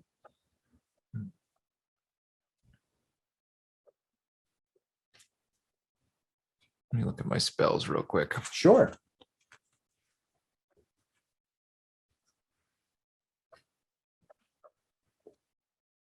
That brief pause in conversation might be a good break for the next group to push in the door. Sure. Well, I'm going to let him pick a spell. Do you want to do something or to wait? I'm gonna wait. Okay. I'll When you sip do my- hemo, you sip can my walk in the door. mead. As you walk in, you see across the way. There's a few of us in sort of a line coming. Sure. You cross the way, you can see Finnis is sitting there. Are you guys all spilling in now? Because the only thing I knew about is Hemo was coming in. In. Yeah, Gashar's right behind Hemo. Yep. Put your- I'll go in. I am not. All right, so I go ahead, will- Gashar, go ahead and put yourself up next to Hemo behind him in either of the squares. Yep. And then Colin, who's underneath Gashar? You're hiding underneath that 6'6" dude. Mhm. Somebody's underneath you. There you Okay. go. Flander, are you Ooh. walking in there? Cool. Gashar is Colin 1 Wave. inch taller. Colin and Wave, where are you guys gonna go? Wave doesn't seem like she's going to come in with us right now. So Actually, yeah, she kind of ducks in around the corner. I had a 11 stealth, but Okay, and you duck around the corner. All right, fair enough. Well, what is your intended place you're going to go, Wave? I'm gonna sit. Is that a window? Which window? Right here? The one, yeah. Yep, these are windows. You think if you look inside now, it's darker inside, so it's difficult, but you can kind of make out the shapes. You can kind of see what's going on there. As you can see, there's lights on each of the tables, so you can kind of get a flickering light around it. And there's light coming in, but it's difficult because you're light outside and it's darker inside. So you'd have to kind of like do one of these things to see. You could do that. I kind of do want to make my way to this back door here. Okay. All right. Well, you can. I'll have you for now. Move up to here. Let's start you there. What are the rest of you you come in, Finnis? You're talking to either Rexy or to this woman, this dwarf who calls herself Grista. Krista. Yeah. And so you're sitting here. You have a mead in your hand. Are you going to drink it? Yeah, he'll be sipping it. It's good. It tastes as good as what you had at Stonehill. It actually tastes exactly the same. They may Probably the probably same get it from supplier. the same supplier. She did had mentioned that there was a beekeeper who raised bees, and he was probably The also. local You're man. thinking he might have also be making this mead. Sure. Okay. So what are you gonna do? Finish will slide over towards Grista and and start asking, well, we've heard that there may be some unscrupulous tax collecting happening in town here, and the name of your establishment has popped up. She laughs at you. She goes, ha, I had thought of talking to the town master. He's the one who gathers taxes, and every bit of that is probably, as far as I'm concerned, unscrupulous. She laughs. I commiserate with you, friend. All right. And Rexy steps over here and he says, "Let me top that off for you." He reaches over and pours it. He goes, "That's for us victims of the tax collector." Victims, eh? Okay. Well, let me get around for my fellows here, and I'll just slap another gold piece down. Sure. Rexy says, "Sure." That's a lot of money. Are you gonna? She says, "You gonna have a table?" Hemo sits down at this table in the middle of the All right. table in the middle of the room. It's empty, right? Yeah, as long as you're at a square that's touching the table, just kind of will call you at the table. You can tell me whether you're sitting or not, but I'm assuming you're going to sit. Colin will come up and sit too. All right, Not on the table. Yes, yeah, that's fine. Just Yeah. in the near location, we get it. because we want to be surrounded. Yes, it's very- All right. So, and Gashar, what are you going to do? He goes up to the bar because that's where Finis was first, Sure. and he heard there's a round. He will sort of lean against the bar. All right, Waif, you're allowed to move farther if you want. Where do you want to move to? You want to move to this door?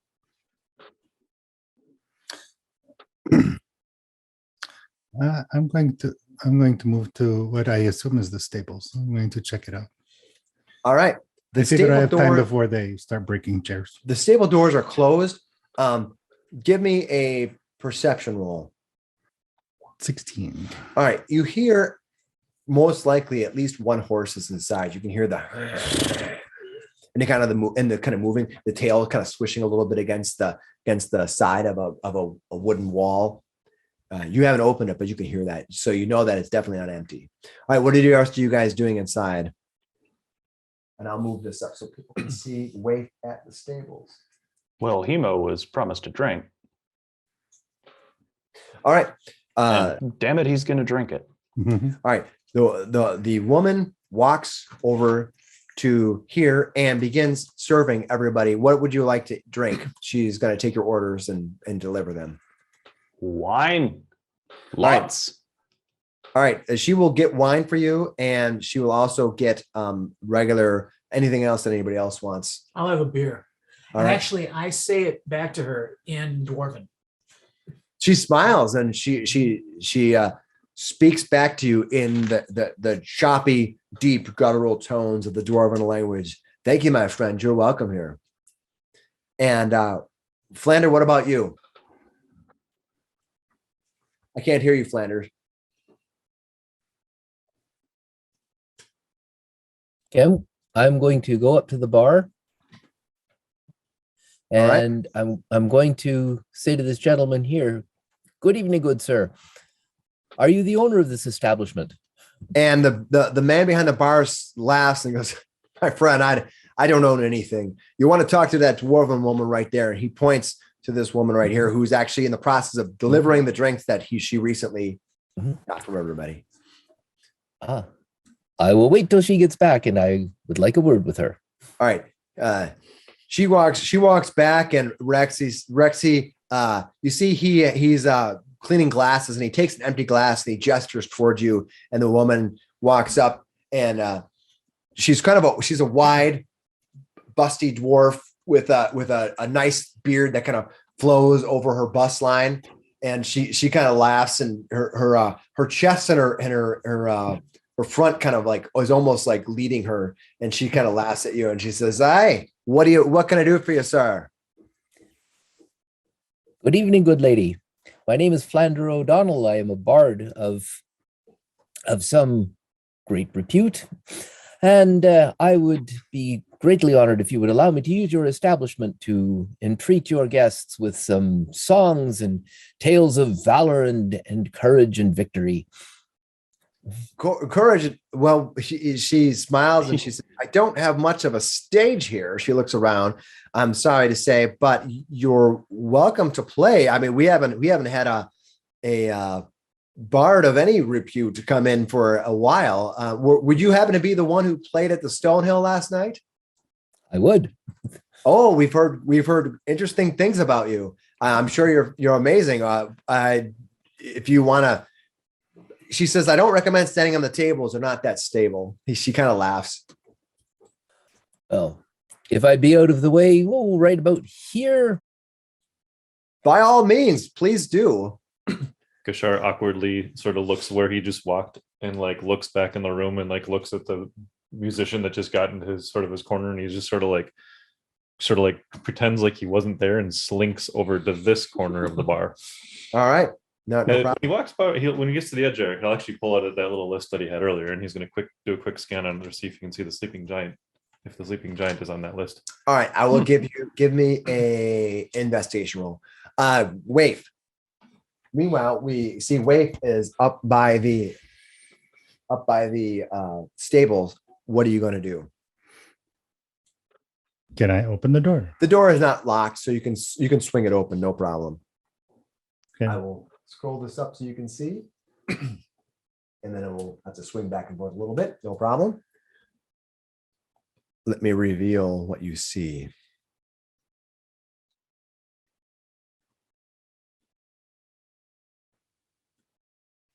All right, you see two horses inside there. They are most likely been there for a bit. They have no bridles or anything on them. They're sitting there. You can see in the area to the south of them, in the stall to the south of them here, you see you see two saddles sitting there, a couple of blankets. They've been laid out. The horses don't necessarily look well brushed, but they look like they've been at least tended to. They would probably brush them out before they took them for another ride, but they look a little dusty. So that's what you see. Okay. All right. Meanwhile, back at the inside of the ranch, inside of the main room, the rest of you are sitting around and enjoying the drinks as Flander plays for the crowd. Flander, give me a perform roll, please. Okay, I rolled a 14 for performance. All right. As you begin playing with your lute and singing your songs and telling tales, the men on the outsides of the area, they begin laughing. They talk to each other slowly, and they exchange laughs as you have part of the song. And when one of them points out something, pushes his friend, pointing to him, gesturing that whatever is singing about, that's you, my friend. You have yourself a cheerful song. You sing for a good bit of time. How long do you plan on performing for today in here? I'll perform for both. I'll do a half-hour set for starters. All right. So Flander begins singing. The rest of you guys are having drinks in the bar. While Flander's singing and getting everybody distracted, I want to signal to everybody at the table here, like Hemo, Colin, and Gashar, like to just bring your drinks over, and we'll go and sit around the table with this guy who's sitting on his own. And then he'll get up with his drink and go over there. All right. There are 4 chairs there, so there's 3 others that could sit at the table. Hemo goes and sits down next to him. All right. The man is sitting there. He's a human. Can I size him up, see how tough he looks? I mean, these people come from this rural backwater sort of town of Phandelver. Everybody here, even the people that you've seen, are generally come across as sort of like toughened up. They're hardened in a certain way. When you were in the town of Neverwinter, you saw many people there who might have never picked up a tool in their life, save for a bell to ring their servant. So none of the men here, including this man, is that way. He carries with him a short sword or a short blade with him. And he definitely appears to have probably used it before. He most likely is wearing armor for a reason, as he probably doesn't want to get stabbed. So, everything about this man says that he is at least not completely without the ability to deal with trouble. Quick room so layout question. Yeah. The right wall there. Is there a doorway or doors in the right wall? There's Sure, I will reveal a little bit more of that to give you a better layout of that. So, what you can see is I think I see a door there. That's and then okay. A doorway there. Yep. I don't want you to nope. reveal. too So much. you can see that. Hold on, let me do something here. Like a little hallway or something. Yeah, it's like I want to make sure I reveal the right area, so you can see like a hallway there. Does that show Okay. up a little Yeah, better? Yep. And then you can see here a door. Door on that side. Okay. Yeah.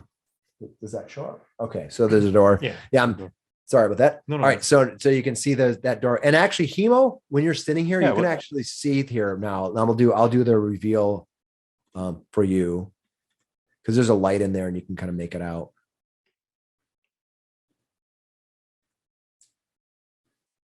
You can see that it looks like there's some stairs leading up. Okay. And so the upstairs, when you walked in, the bottom floor is like stone and the top floor is wooden. You saw that when you're coming in. So this stairs probably leads to the second floor, probably where the inn has their few rooms. Now this place is a little smaller than the place you were at before, and the other place had just barely enough rooms to allow you to stay. So they probably have at the most 5 rooms upstairs at if they're small, maybe 6 if they're really tiny. All right, what are you guys gonna do? Hemo sits down next to this guy, Yeah. and says, "Hey, you look like a fighter. You look like a real fighter. Finally, I've been looking around." He snickers and he kind of sits up, but he kind of sits up and leans a little bit on the table. Go ahead. Yeah, you look like a real fighter. You look like you a swords guy? He snickers and he says, "Well, when you live out here in the hinterlands, the edges of the places where the daintier folk don't go, we're all sort of fighter typed, right?" And he looks over at Finnis and you, and he kind of nods, lifts his glass, drinks. Hell yeah, brother. He says, "What brings you to Phandelver?" Well, we're just I'm just a fighter looking for work. Oh, really? It looked like you might have been the kind of guy to do that kind of work yourself. Absolutely. Everybody else I see around here, they look like they don't know the right side of a dagger, but you look like the guy to ask. Says, So "Well, what's you up? know, Are you a mercenary?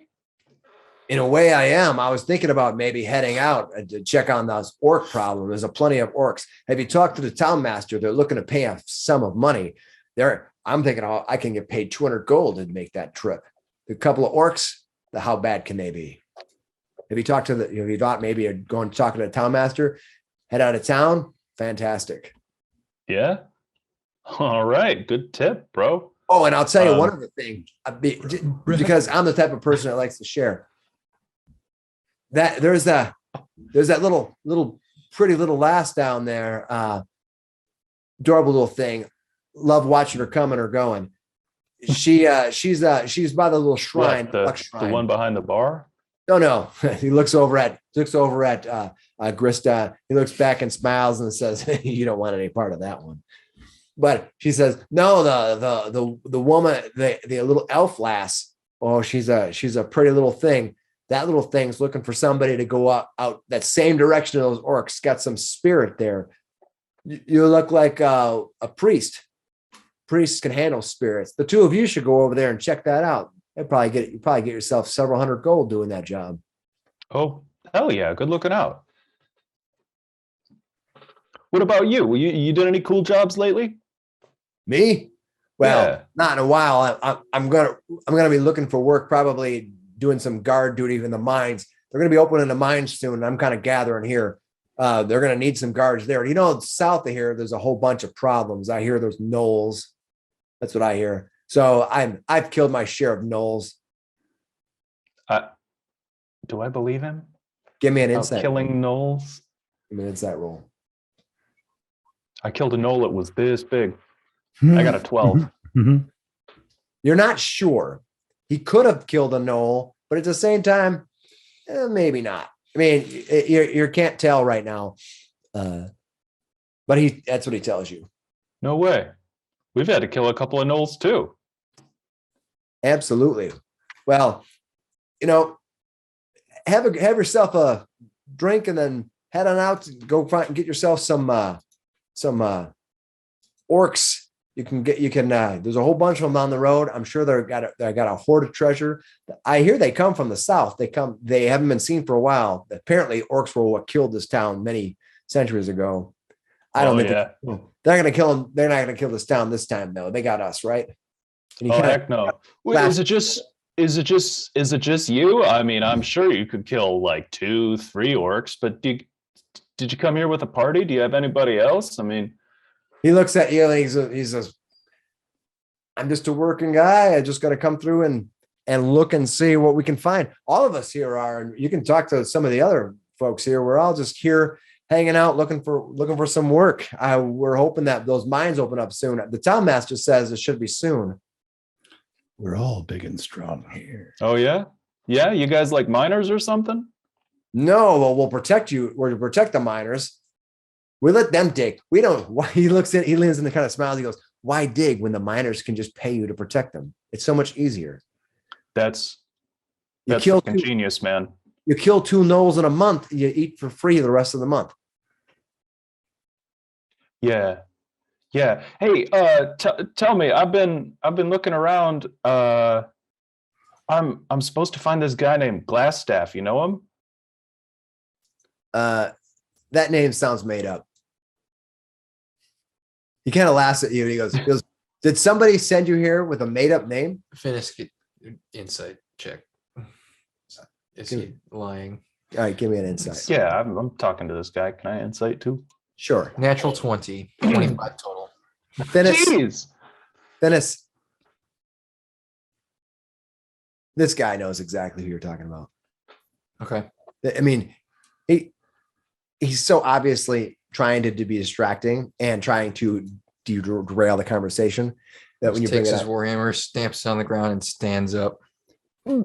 you stand up. Yep. All right. My hand goes to the scimitar on my belt under the table.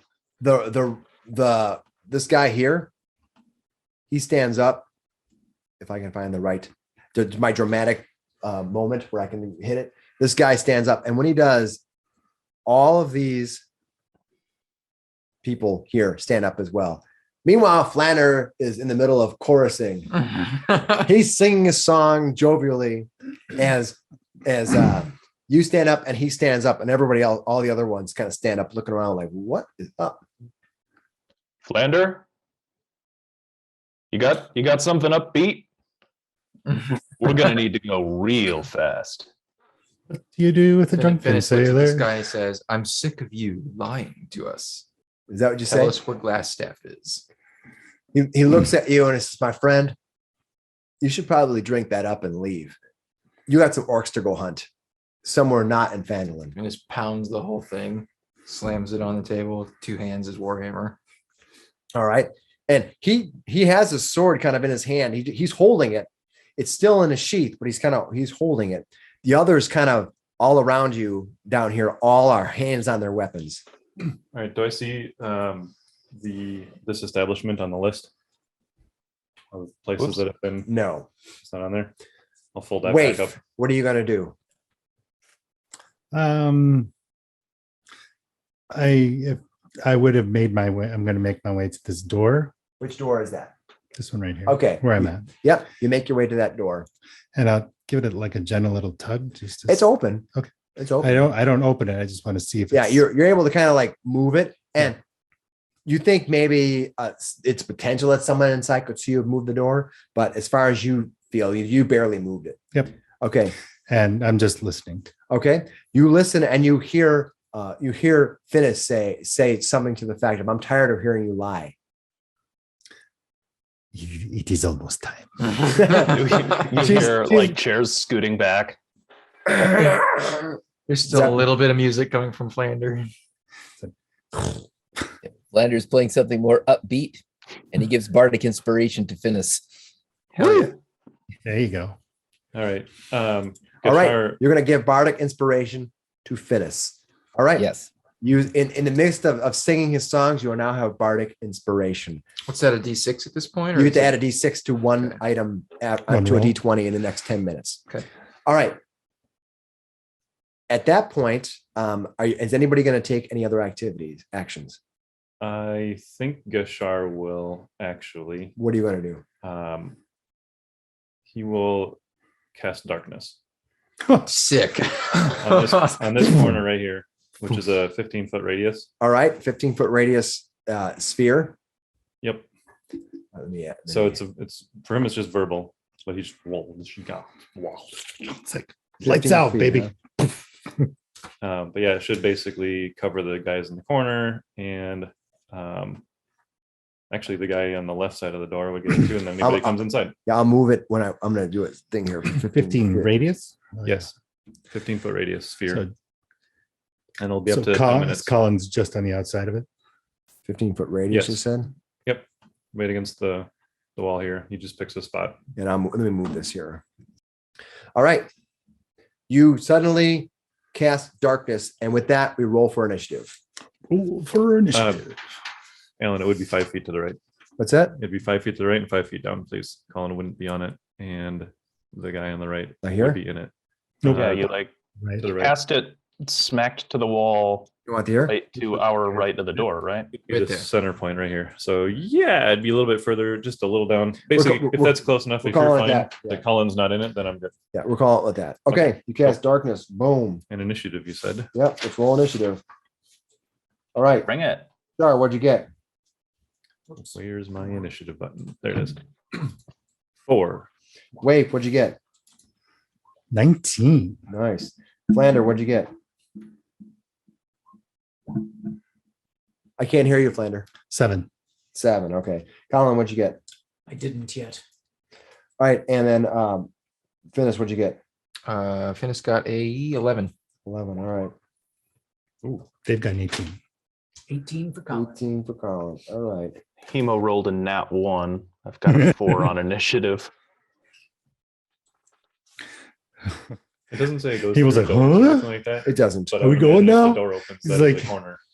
Yeah. I think Hemo stands up and then looks down at his glass of wine, and he just picks it up and drinks it for this turn. What are you yelling at him for? He's telling the truth. All right. So you cast darkness immediately. Waif, you're on the other side of the door. You hear a bunch of commotion.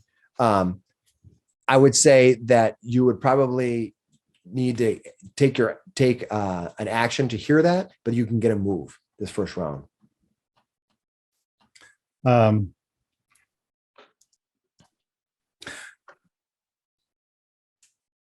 I'm going to hold. Okay. You hear the stuff going yeah. on. and you're If gonna I have a react to move it. action, I'm Yeah. not. I'm just going to hold. Okay. For now. That brings us to Colin. Colin, the darkness envelops behind you, kind of like a wall just comes up behind you. I'm going to cast Chill Touch. And who are you casting Chill Touch on? I'm going to cast it on that guy right there. All right. 15 to hit. You hit an armor class 15. Correct. Okay. You hit. All right. 7 points in necrotic. 7. Okay. All right. All right. That's those from Colin to Ghostly hand grabs his face. them already. Oh, wow. Okay. Yeah, we rolled low.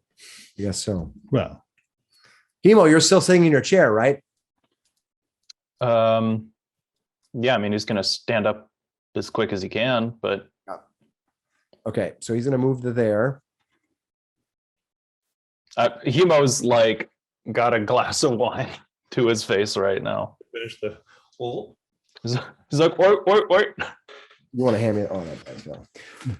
I'm throwing my dice on the ground. That's how horribly that roll was. The curse of Chris Muffin. All right.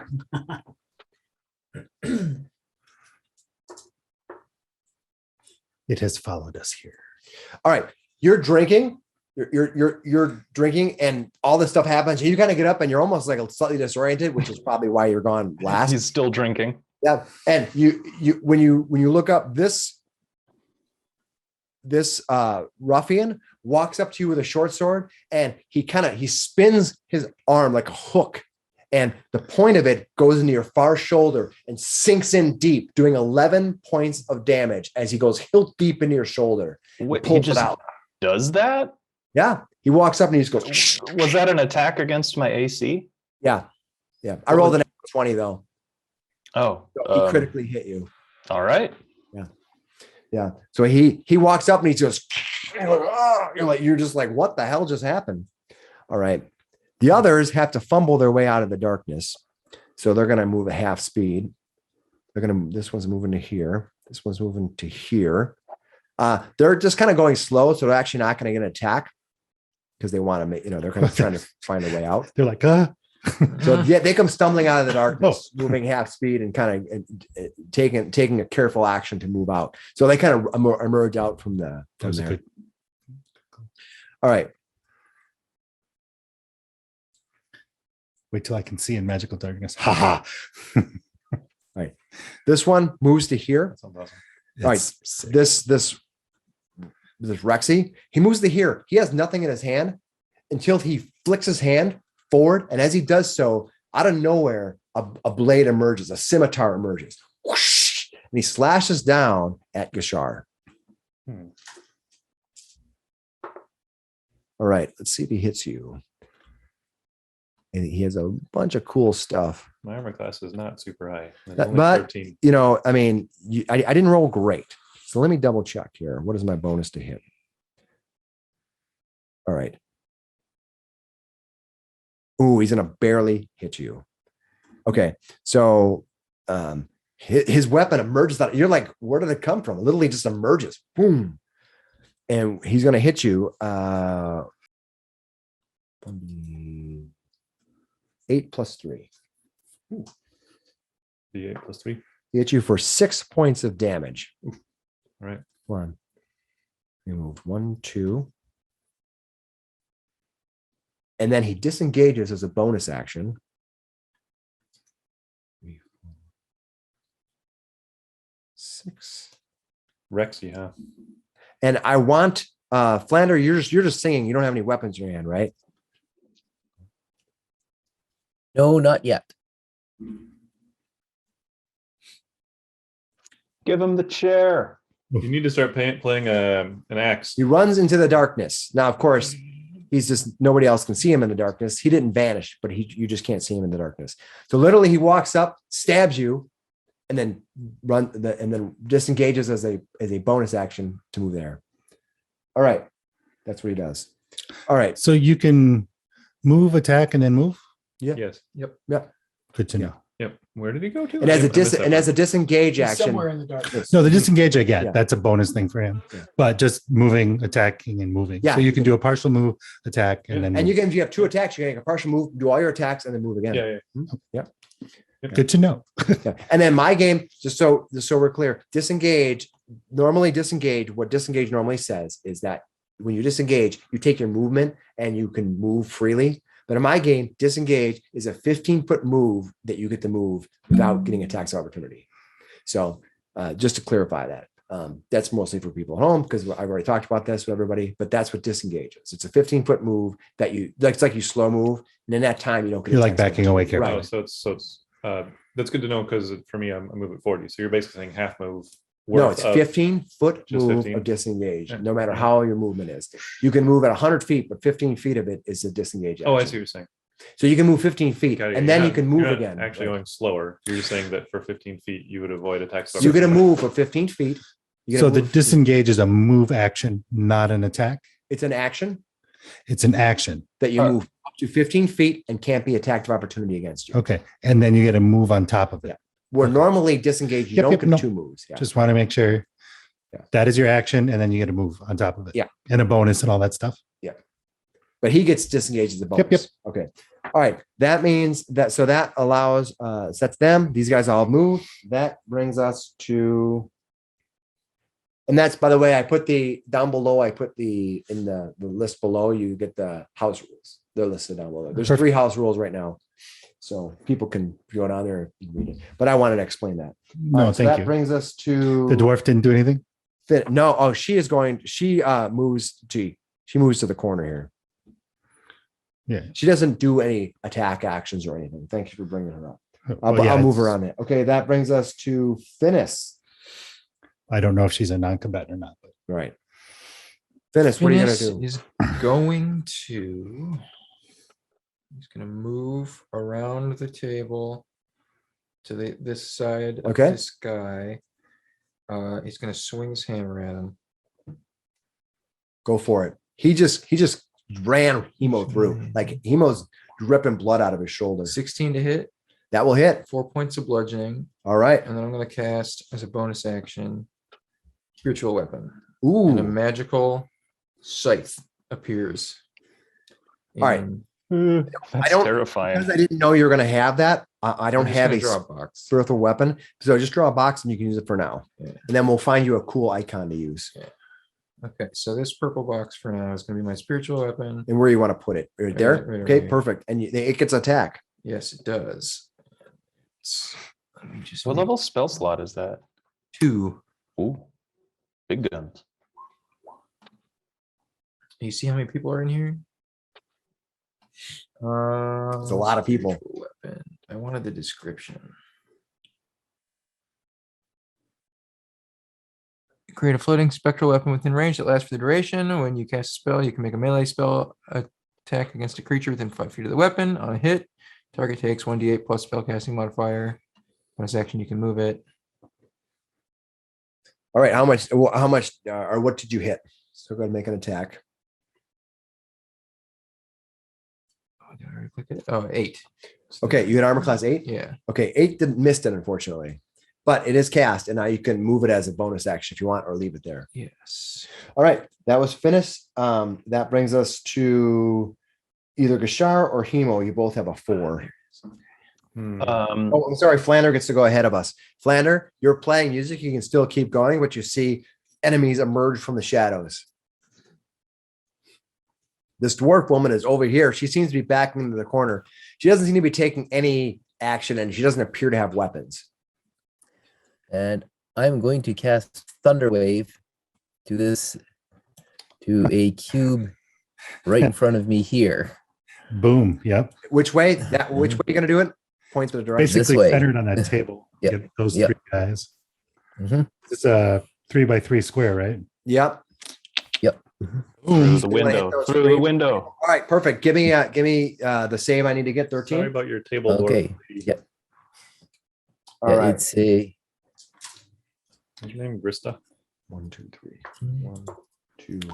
yeah, it's a 13. Yeah. All right. One of them will fail. The second one will fail. So this one here is going to fail. I get pushed back 10 feet, right? Yep. All right. So he gets thrown into the Into the darkness. bar. Mhm. Run Well, back from the center of that table. yeah, I guess I can have him go like more like this way, right? Is that what, Diagonally? are you doing Sure. a diagonal box or are you doing it straight down, Finis or Flander? I want to get these 3 guys here, so it's So what you can do, if you take a 5-foot step to here, It'd be- you can yeah, then go straight down. So if Okay. you want to take a 5-foot step to here and go straight down, it's probably easiest. okay. It's because you are within melee range still, you don't get an attack of opportunity for moving from here to Right. here. All right. And then Right. this guy's gonna get thrust this way. And how much damage do you do? Save for half, right? Yep. 2d8 Okay, and what's in here? It's 2d8. Brought the So boomstick. 2d8. So It's a super awesome power board. okay. All right. That's like a 6 points of future? damage. 6 points of damage, save for half, Yep. right? Yep. Okay. So the other 2 will take 3 points of damage since they were not affected by the boom. And the other guy is going to take 6 points of damage because he was the one who was thrusted back. All right. He's thrust it back against, and you kind of hear this window back here kind of shatter as he's thrown into the glass. All right. I have a 14 dex. Who was the other one that I tied with? Hemo. So I'm assuming that Hemo wins. I'm more dexterous. Yeah. Go ahead, Hemo. You're next. This guy just rammed you in the shoulder with a dirk, just a sword. Just a shitload of damage to you. I have finished downing my wine glass. I'm gonna.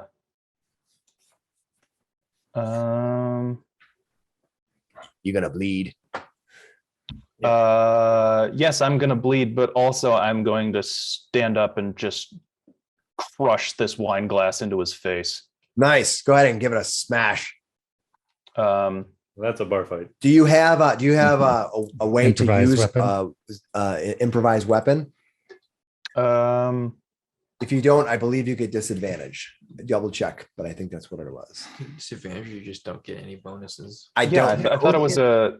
Is it no? You don't get any bonuses. To my knowledge, an improvised weapon is a 1d4 Perfect. weapon with a damage type that the DM chooses based on whatever. Okay. And We'll call it bludgeoning. non-proficient. We'll call it bludgeoning, and we're going to go ahead and do it.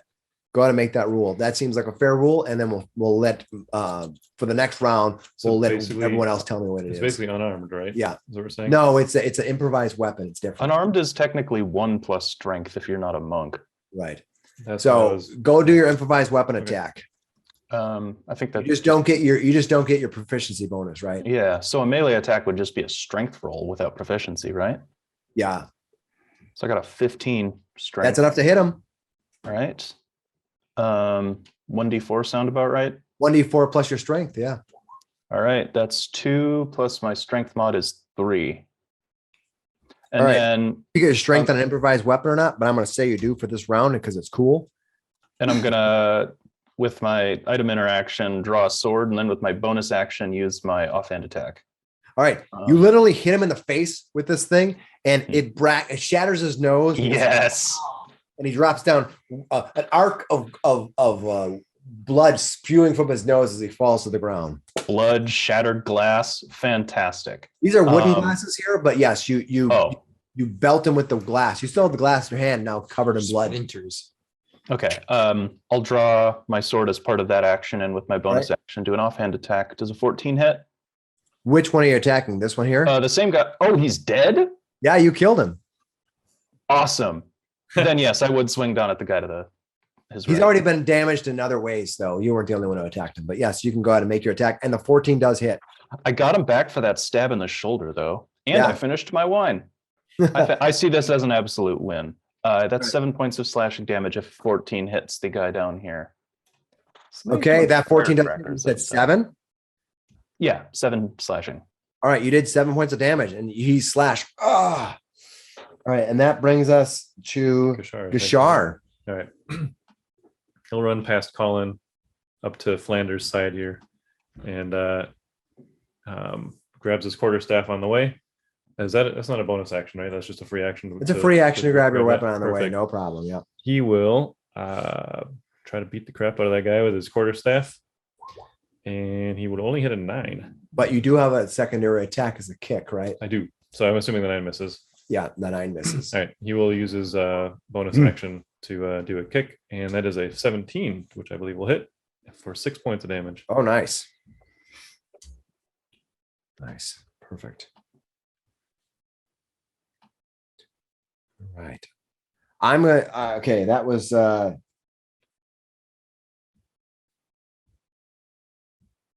Gashar. That round is starting over. Waif, what are you going to do? You hear you hear everything happen. Oh, yeah. Boom. She's going to step through the door. All right. That's your free movement is Yep, to yep. open the door and you step It's in. part of a movement. Yeah. Yeah. It's your free thing. Yeah. And is there a lock on the door? If I close it behind me, can I lock it? As your action at this time, Yep. you can. Yeah, you can do that. You go, you kind of, there's a bar. It's like a bar. You just slam the bar closed. Yeah. Okay. That's you do. You lock the door. That's what I do. Now you're stuck in here with me. Yeah. All right. Wave locks everybody in. Colin. Yeah. Just don't want anybody coming up behind me. Colin's going to basically step back. Takes a 5-foot step back. And then he is going to basically attack this character.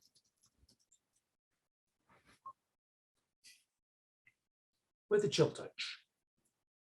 All right. And that's a targeted attack, right? Yep. What'd you hit? Armor class what? What armor class did you hit, sir? Hang on, it's giving me. Check window. I rolled an 8. So Okay. You rolled an 8, and that is not enough. Okay. fair enough. So after Colin goes, it is their turn. Okay. Fair enough. All right. This guy here, he's going to attack you, Hemo. He gets 2 attacks. He's going to take both of them on you. Yeah, so what? So do I. Bring it. So he hits armor class 15. Can you drop concentration at any time? That meets my armor class. On your turn, you can, yeah.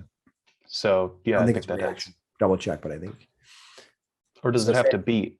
he has, he has Meets to meet or beat. Yep. So he's going to Okay, hit. yeah, I've got 15. So he's going to do, and I believe they do 1d6. Double check here. Hey, what kind of sword does this guy have? Short swords. And he's going to do, he's going to hit you for 6 points more. Piercing. Ow! All right. These guys get a couple attacks. And then he moves. Oh, Kind of it says part. at any time. Okay. Literally at any time. All right.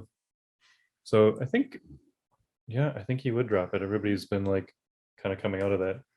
And that one guy ran into it. He suddenly thinks about, oh, Yeah. guys, and I'm standing right next to the shadow right now. Another guy comes running out of the door, and he kind of sees you. When he sees you, Hemo, and he kind of he draws his weapon. He's attacking you. He's going to attack you with disadvantage. Literally, it's one attack. He's like, wow, and he's going to attack you, but he gets disadvantage to attack you. So he's going to miss you. So he runs up and he runs out of the door, and he's like, oh, what the hell's going on? And he just attacks the first person in his place. Just heard this thunder boom. All right, this People one is going screaming. to. So I'll drop the shadow. All right, At all this right, point. all right. This guy is going to attack you. Flander. That first one's going to miss. The second one with a +4 is going to hit armor class 17. I'm assuming that hits you, Flander. 17. Just nod yes. I can't hear you. I'm sorry. All right. Yes, it does. Okay, he's going to hit you for 5 points of damage. All right, this one here is going to run up on you. He's not happy with this getting blown back. He's going to attack you. Oh, he's going to hit you once. Oh, I rolled 3 13s in a row, all of them at +4. So he's going to hit you with 2 attacks. He runs forward and uses a sword twice on you. And you're going to be hit for, max. Who's that? 8. What's that? Who's that? This one right Who's here. that? Yeah. Okay, who are they attacking? You. Yeah, the 13 doesn't hit. 13. No, That's I rolled a 13 and I have a +4. That's a 7. Oh, okay, yeah. Yeah, No, that's then totally fine. yeah, okay. But feel free to challenge me. That's fine. Hit you for 8 and for 5 more.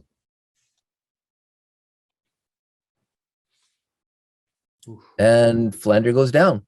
All right. Flander hits the bricks. And when that guy hits you, he looks over at you, Gashar, and he's like, 1 down, all of you to go. Oh, you took the bard down. Good job. All right. Let me get rid of this. You're deleting this, right? Yes. Okay. All right. I need you to give me a perception roll, and I need to find out what you're perceiving against. Hold on a second. Fair. Yeah, that guy's probably hiding, right? But I got to find out what I it don't is. see him. It's fine. Well, I can roll a 1 though. I can run. That's fair. I rolled a 2. I rolled a 17. So okay. Yeah, I had I had a 3 was my total roll. Okay. Your passive perception is better. Yeah, it was my passive. Yeah. You see, it always is rounds up to your passive Yeah, so- perception. Yeah, 11. I guess. All right. You see from under the table. He was under this table right here the whole time. He flies out, and you weren't expecting him. You're like, what's going on? He Surprise. jumps out of the table, surprising you, and he's going to attack you. And let's see if he hits you. I think he just gets 1 attack. I'm fairly sure. Yep. Ooh, though, he rolled really good. I rolled a 19, and then he gets to add 6 to his roll. So that's going to hit you. All right. So he gets, this allows him to do a few things. The first thing that's going to happen is he gets to roll for damage. So he does, let me just roll the regular damage, sneak attack damage on top of that. So I'm going to roll 1d6 plus 3. So he's going to hit you for 5 points of damage, regular damage. Yeah, I'm going to use a power he has. He has a thing called cunning action. No, he has a thing called savage attack. Once per turn, when you roll damage for a melee weapon attack, you can re-roll the damage dice and use either total because he rolled really low. So of course I rolled the same again. So you still take 5. Right. And then he's going to do sneak attack damage, which is kind of low. He did 7 more damage in sneak attack damage. That's perfectly average. Yeah, that's fine. And then in addition, any hit that's you score against a creature that is surprised is a critical hit. Now, are you surprised when no, it doesn't have advantage? Okay, you have advantage on attack rolls against any creature that hasn't taken a turn yet. In addition, no, that's fine. Okay, so he's done what he's going to do to you. There's a lot going on, so I have to reread him real quick, but that's what he did. I believe all of my baddies have it. No, this guy here, let me move something here. Wave. You hear somebody trying to pull the door behind you.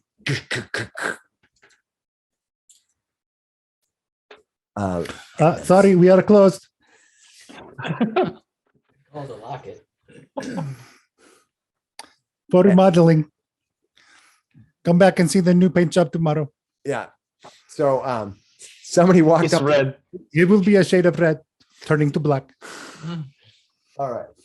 So just making sure everything's still in play for everyone to see, because I sometimes get very bad at remembering to move the map correctly. Okay. All of my guys have gone. That brings us to that was 14. That's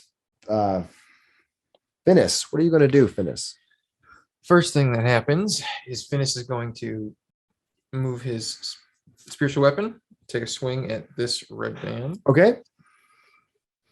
It's going to be a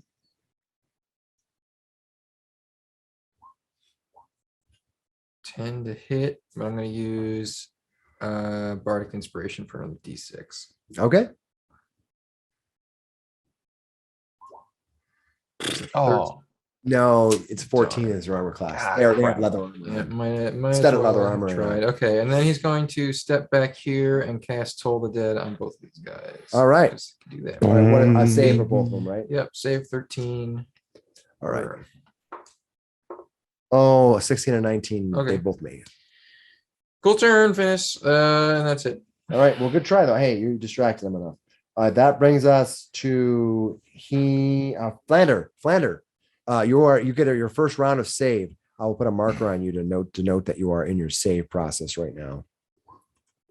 What'd you roll? we should put a healing spell in that. I rolled a 6, so that's 1 failure. All right, you're at 1 failure. Flander go. Down goes Flander. Down goes Flander. All right, Flander is 1 down. All right, that brings us to Hemo. Hemo, is your turn. All right, I draw my second scimitar, and are any of these guys looking pretty close to death? No, the one who's right in front of you right here, he has been slightly injured. The other one has not been injured at all.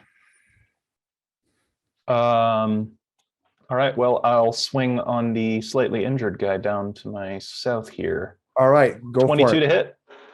Let me check the book. Yeah, that's it. 8 points of slashing. 8 points of slashing. Yep. All right. He's looking bad. Like he's just dripping blood. You hit him. He's like wavering. What are you going to do? Take a second swing, but that was a 10 to hit. So Bonus action. He's still got his wits about him. You swing again. He's not going to go down with a fight. He kind of raises his short sword. Your weapon glances off and he rolls away. And he looks like he's in bad shape right now.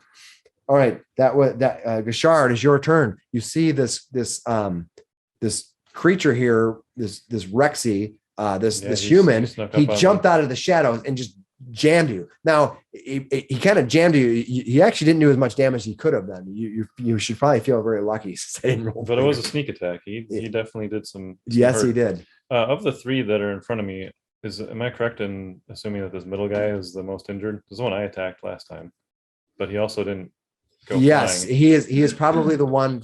So Rexy has not been injured, and Concentrate. this one over here Firepower has on been its- minorly injured, and the one in the middle is probably the worst. All right. Well, I swung at him last time, so I'm gonna swing at him again this time. All Yeah, right, I know, go right? for it. All right. There we go. I'm gonna take my inspiration and re-roll that. Is that all right? Get my what do you call it? You're going to use your bardic, your free inspiration that you got inspiration. as being Yep. to give yourself a bonus roll. Go ahead and roll your inspiration. You did it. Cash it Second in. one. Oh, I rolled even worse. I got an 8. Oh, crud. Well, All good right, shot. Well, though. I'm gonna spend my key point and take patient defense, which will be a dodge action as a bonus action. That's a very smart thing to do. So do I still have inspiration from? You like, do. 2 That never turns ago? goes away. You hold it until you use it. Yep. All right. How about the bardic inspiration? Does that hold until you? That's 10 10 minutes. Yeah. That brings us to refreshing the round. Wait. That guy, you hear that guy? I told you we are closed. Okay. She's going to run to here. On the way, she's blowing this sneaky man a little kiss. This one here And the darkness leaves her horns and kind of rains over the top of him. rains. Yeah. And then she's going to. Can he see it or just you see it? I'm assuming you It's- just see it. You can kind of see. It's like if you look at something in the corner of your eye and you look at it and it's not there. Okay. Yeah. So it's kind of like that. Okay. I can, fair enough. Yeah. Normally I would assume they can't see that kind of stuff, but it's cool if you do. Yeah. I mean, I can see, Yeah. You definitely. but it's like that's how I think it's like this distracting. Mhm. You know, they're distracted like a For heck. sure. And it's like, what was that? Nothing. Okay. Shadow people. Cool. Um, and then what are you going to do? And then You run up to him. You give going him to the kiss of death. cast.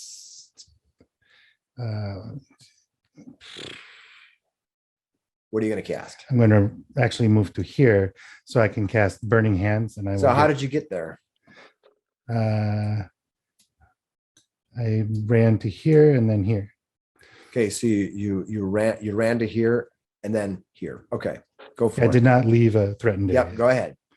And I can move Yep. as long as I don't leave a threatened area. Sure, go for it. What are you Right. gonna do? Cast Get burning Burning hands. Hands on these 3. All right, on the three rogues, you're gonna cast an area Mhm. effect spell. Perfect. All right, let's see what happens. What's my save? 13, I believe. And Hex doesn't it give a minus on one of their No, it saves? doesn't give him any minuses to anything. Though his dexterity is his any dex-based skills that he tries Right, to but use. a save is not a skill. No, but hiding is. Right. Yeah. Mm. Nope, I get it. Okay. Yeah, spell save DC is 13. Okay, so let's go through this one at a time. I'm going to start with the 2 red brand ruffians, starting with the one farthest from you. All right, because you can't get all 4 of them, so I'm assuming Nope, you're I know, these just 3. the 3. The one farthest from you, he makes it easily. The one who's in the middle, ooh, I gotta see. What do I need? I have a 13. 13. Oh, he does make it just barely. And then Rexy, what happens with him? I don't know his numbers yet, so let me bring him up. He's a little more complicated character. And okay. 13 plus 3 is enough. I rolled a 13 though, so that made it. All right. What is the damage that I take? I take half for all of my guys.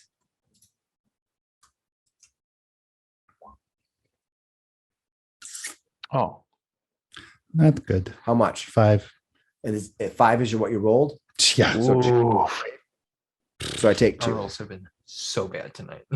Yeah. So you take 2. But if Rexy he took damage. Rexy takes damage. Yeah. He took damage. Okay, so he takes an additional D6. How does he take this D6? Hex. Hex doesn't give Yes, him it does. D6 from every attack you do. Anytime I damage him.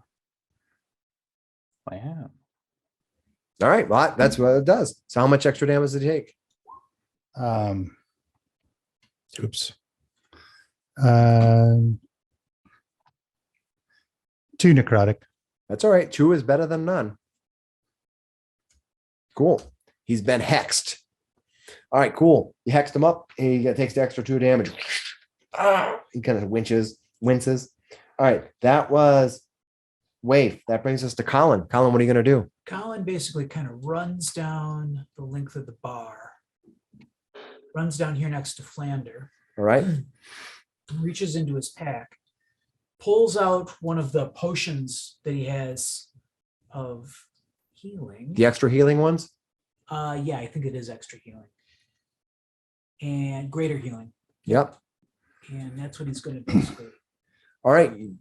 Do you want to roll it? No, go ahead. You can do it. Flander, you want to heal yourself with a potion of greater healing? Greater do. I have to look it up. I Look it think I up. like that. Yes. Potion of greater healing, and then roll your. But you will wake up this round. Okay.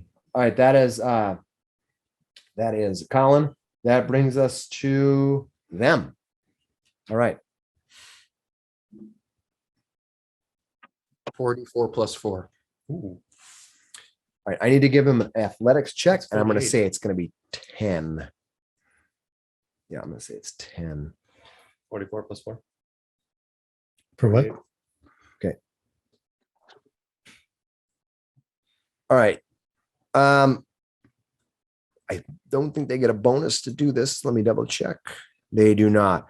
All right. Right now, I'm going to say that you are getting an attack of opportunity on this person who is fleeing, moving. So go ahead and make your attack on him. Okay. Missed. They're running. Nope. He's just moving. Oh. But he's moving out of that area and going to do something else. So He's not disengaging. he's not disengaging. Right. Nice. Okay. Thanks. I'm going to see where he's going here. All right. And then I made my athletics check. So what he does is he runs to here, and he runs kind of here, and he's going to run up to here. That's what he does. So he kind of runs around the table. Now he's going to go to stab at Waif. Waif, you get 2 attacks on you. I rolled a 16. Geez, these guys are 2 attacks. It's really rough. It's eventually, it kind of means like they get an advantage in every attack. So he's going to hit you 1 time, Waif, and you're going to take 5 points of damage. Okay. Yeah, he stabs you. All right. This one is going to move up to here next to him. And he's also going to attack the weird, strange devil child who's blowing fire across the whole Blowing thing. aggro there. Pulling. You said pulling. Pulling. You're hit once again with a 16 plus 4, which is a 20. And you're hit for max, though. You're hit for 8. That one chucked you. This guy here, he just nailed you. This is the guy that was thrown into glass. He actually has a piece of glass stuck in his elbow. All right. This one here is going to move up to here. Collins, Flander, you're awake, but you're prone on the ground. So he's not quite paying attention to you, but he does see Colin there. So he steps forward and he's going to attack Colin. He's like, screw this wizard who's doing all the wizardy stuff. And I hit a 13 plus 4 is 17. Should probably get me. Well, I know you have mage armor and I wasn't sure your I've armor got class an is. class of 15. Okay, so he's going to hit you for 5. Boom, he hit you for 5. All right. Hemo, this guy is moving here he's going to rotate around you, and he's going to attack you with a +2. Okay. Flanking. Yep. He hits you once. For what? I had a 19 plus 4 for the armor class of 23, and +2 more is 25 technically. And that is doing a total of 8 more points of damage. He hits you for Okay. max again. This one here is also Ow. attacking you with a +2 to hit for flanking. So it hit a 20, like 5 armor class. I rolled a 19, then I get a +4, and then I also get a +2 for flanking. +4 is Jeez. because of his strength and whatever, that's his normal bonus to hit. And the other one is attacking you as well. and he's got 2 attacks, so a +2. He's hit you 1 time for what? 6 more. What's he hitting me? What's the AC? Armor class he hit you is 15 plus 6 is 21. All right. I packed shield, but I'm not going to get to use it today. I should double check on when I need to declare shield, but yeah, it wouldn't have helped me here. Yeah, let me know what you're gonna do. Okay. How much does guy 2 hit me with? I rolled a 4, so 4 plus 2 is 6. All right. Nemo gets all that? rocked. All right. Falls back against the table for a sec. All right. Rexy moves to here. Takes a step through. And he is going to attack Wave. It's 1 attack on Wave. Ooh, I rolled a 9. I gotta see what his bonus is to hit. He gets a +6. So I rolled a 15. That hits. All right. He has flanking. So that's going to allow him to do a sneak attack on you. That is going to do. I roll the damage. He does max damage 8. Are you still up? Mm-hmm. Okay. Then he does a sneak attack on you, which is going to be another 10. I'm down. Yep. Takes you down. All right.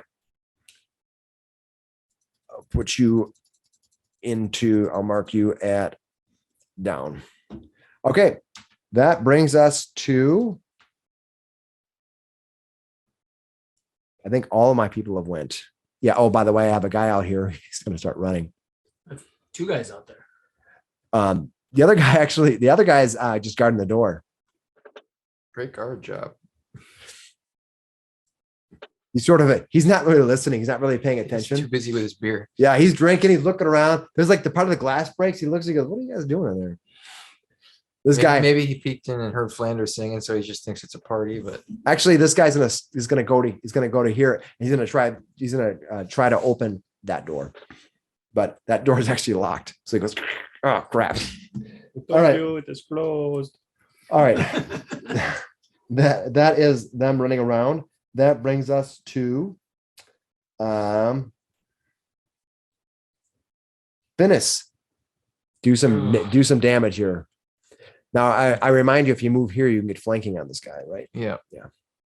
I'm gonna take a 5-foot step and a swing. Yep. You move over here and go ahead and give him a smack. 19 to hit for 5 points. Or I guess it would be a 21. All right, you hit him so hard, he flies into the table and rolls off the table. You kind of bank him in the back of the head, go bang, and he goes flying over and just drops. Awesome.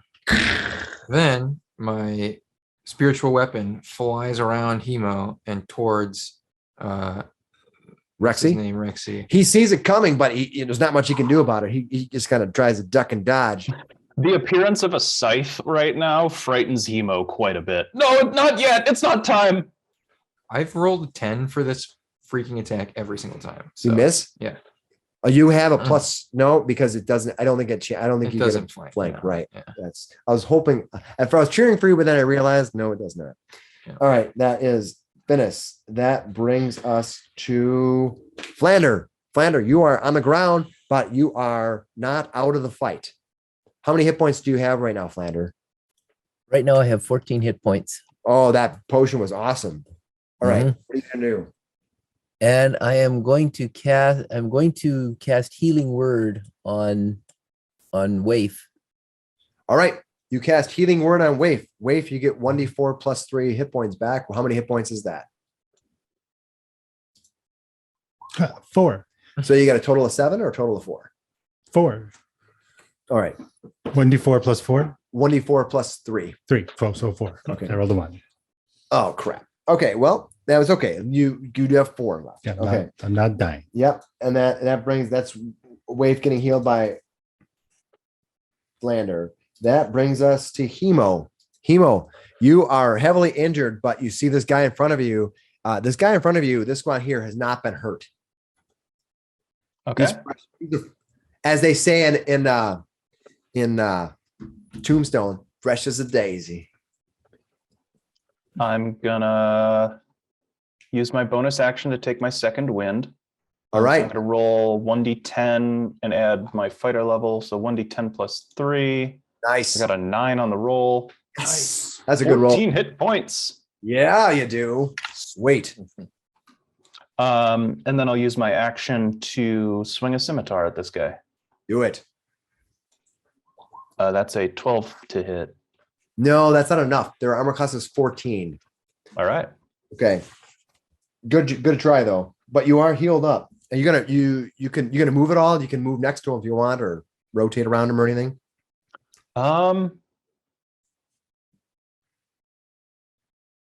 Nah. I'll Okay. stay here. I'll fight in place. Bashar, this guy just rocked. This Rexy guy Just murdered just Waif. rocked the hell out of Waif. After rocking the hell out of Flanders. Like he's just running around stabbing everyone to death. He is the waif of their group. What are you going to do? He seems injured, but not overly injured. He seems like he's got a few hit points left. I'm gonna use my cantrip, minor illusion here. Okay. So Waif basically just went unconscious and then like fell down, right? Yep. And then sort of snapped, like her eyes opened back up. I believe. She's back awake. Yeah, she is But she's laying down prone, right? So I'm gonna have a minor illusion here. I know it's not gonna last very long here, but literally, this massive demon just appears. It's only 5 feet by 5 feet, but it's crouching right over her, looking right up at this guy. Just All right. a demon, just cool.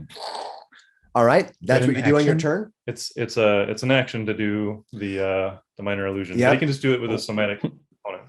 Yeah, that's okay. So it's like, yeah. Is there anything else you're going to do? Bonus Close him? action, movement. Flurry. I think you have a couple key up. points. You have Out of one key or two. You're out of key points. All right. You gonna do anything Sure. else? That's it. I think that's all I can do, Appreciate it. because otherwise it's just moving, right? Mhm. Yep. If you want So to he move, still appears to be, doing he's in the same stance that he was earlier, sort of like dodging these guys. So, but technically he's not dodging. the now, crowd anymore. if you move from here to here, though, you would have flanking on Rexy, or so would Wave. Waif. So if you do move here, you might get a strategic position. I'm just trying to help you out. You don't have to. You can also stay there, and you may be in a worse position. No, that's probably a good point. It's up to you. That's probably a good point. Yeah, he'll do that. Why not? Okay, so you circle around him after this demon emerges out of the demon Just child. looks right at. He's not moving or anything. He's just I sort get of it. like, Yeah, and I'm assuming that he can animate a little bit, but right. yeah, it's not like he's actually swinging at him or anything, Right. like along those lines. Okay, that brings us to Waif. Waif, you're laying on the ground. There's a demon over the top of you. So I'm going to roll to here. Kind of I'm going obscuring to her almost, Eldritch yeah. Blast Rexy Okay, go for it. from the ground. All right. If you're firing from prone, do you have disadvantage on attacks? I believe you do. Let's find out. Things that's a cast a spell. You're attacking, right? Mhm. You're doing an attack spell, right? So it's a range attack. Just want to double check. Combat. You get a minus against prone targets if you're doing range. I'm just going to check. It's going to take Yeah. a second. And no, it's if you are prone, it'll Condition prone. Creature's movement option is to crawl unless it stands up. Creature has a disadvantage on attack rolls. Attack roll against creature has advantage if the attacker is within 5 feet of the creature. so the creature, you have a disadvantage on attack rolls. So if you're going to take that attack roll, you're going to get disadvantage, just so you know. Totally fine to make the attack, but you just get disadvantage on it. Well, can I stand up and move? You can stand up, but standing up is 15 feet. it's a 15 feet of movement, right? So I could stand up and take a step. If you can stand up and take a step for sure. Go for Okay, it. so then I won't have the disadvantage. That's fine. Okay. But I'm just letting you know. No, that's So you stand up and take a step over to here. Go ahead. Now go ahead and make your attack.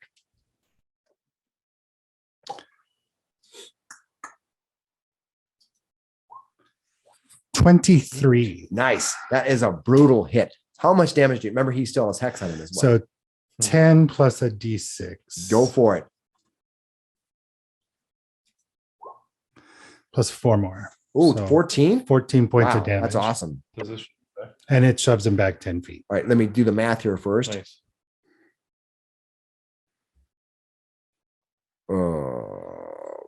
Okay, that's a lot of damage. Cool. And you move him back like to here, maybe. Mhm. So that's forced movement, so you don't get an attack of opportunity on him. But he's thrown next. You see him, he goes, so bam, hits the wall. And as he hits, he stands up and then he looks over at you, Finis.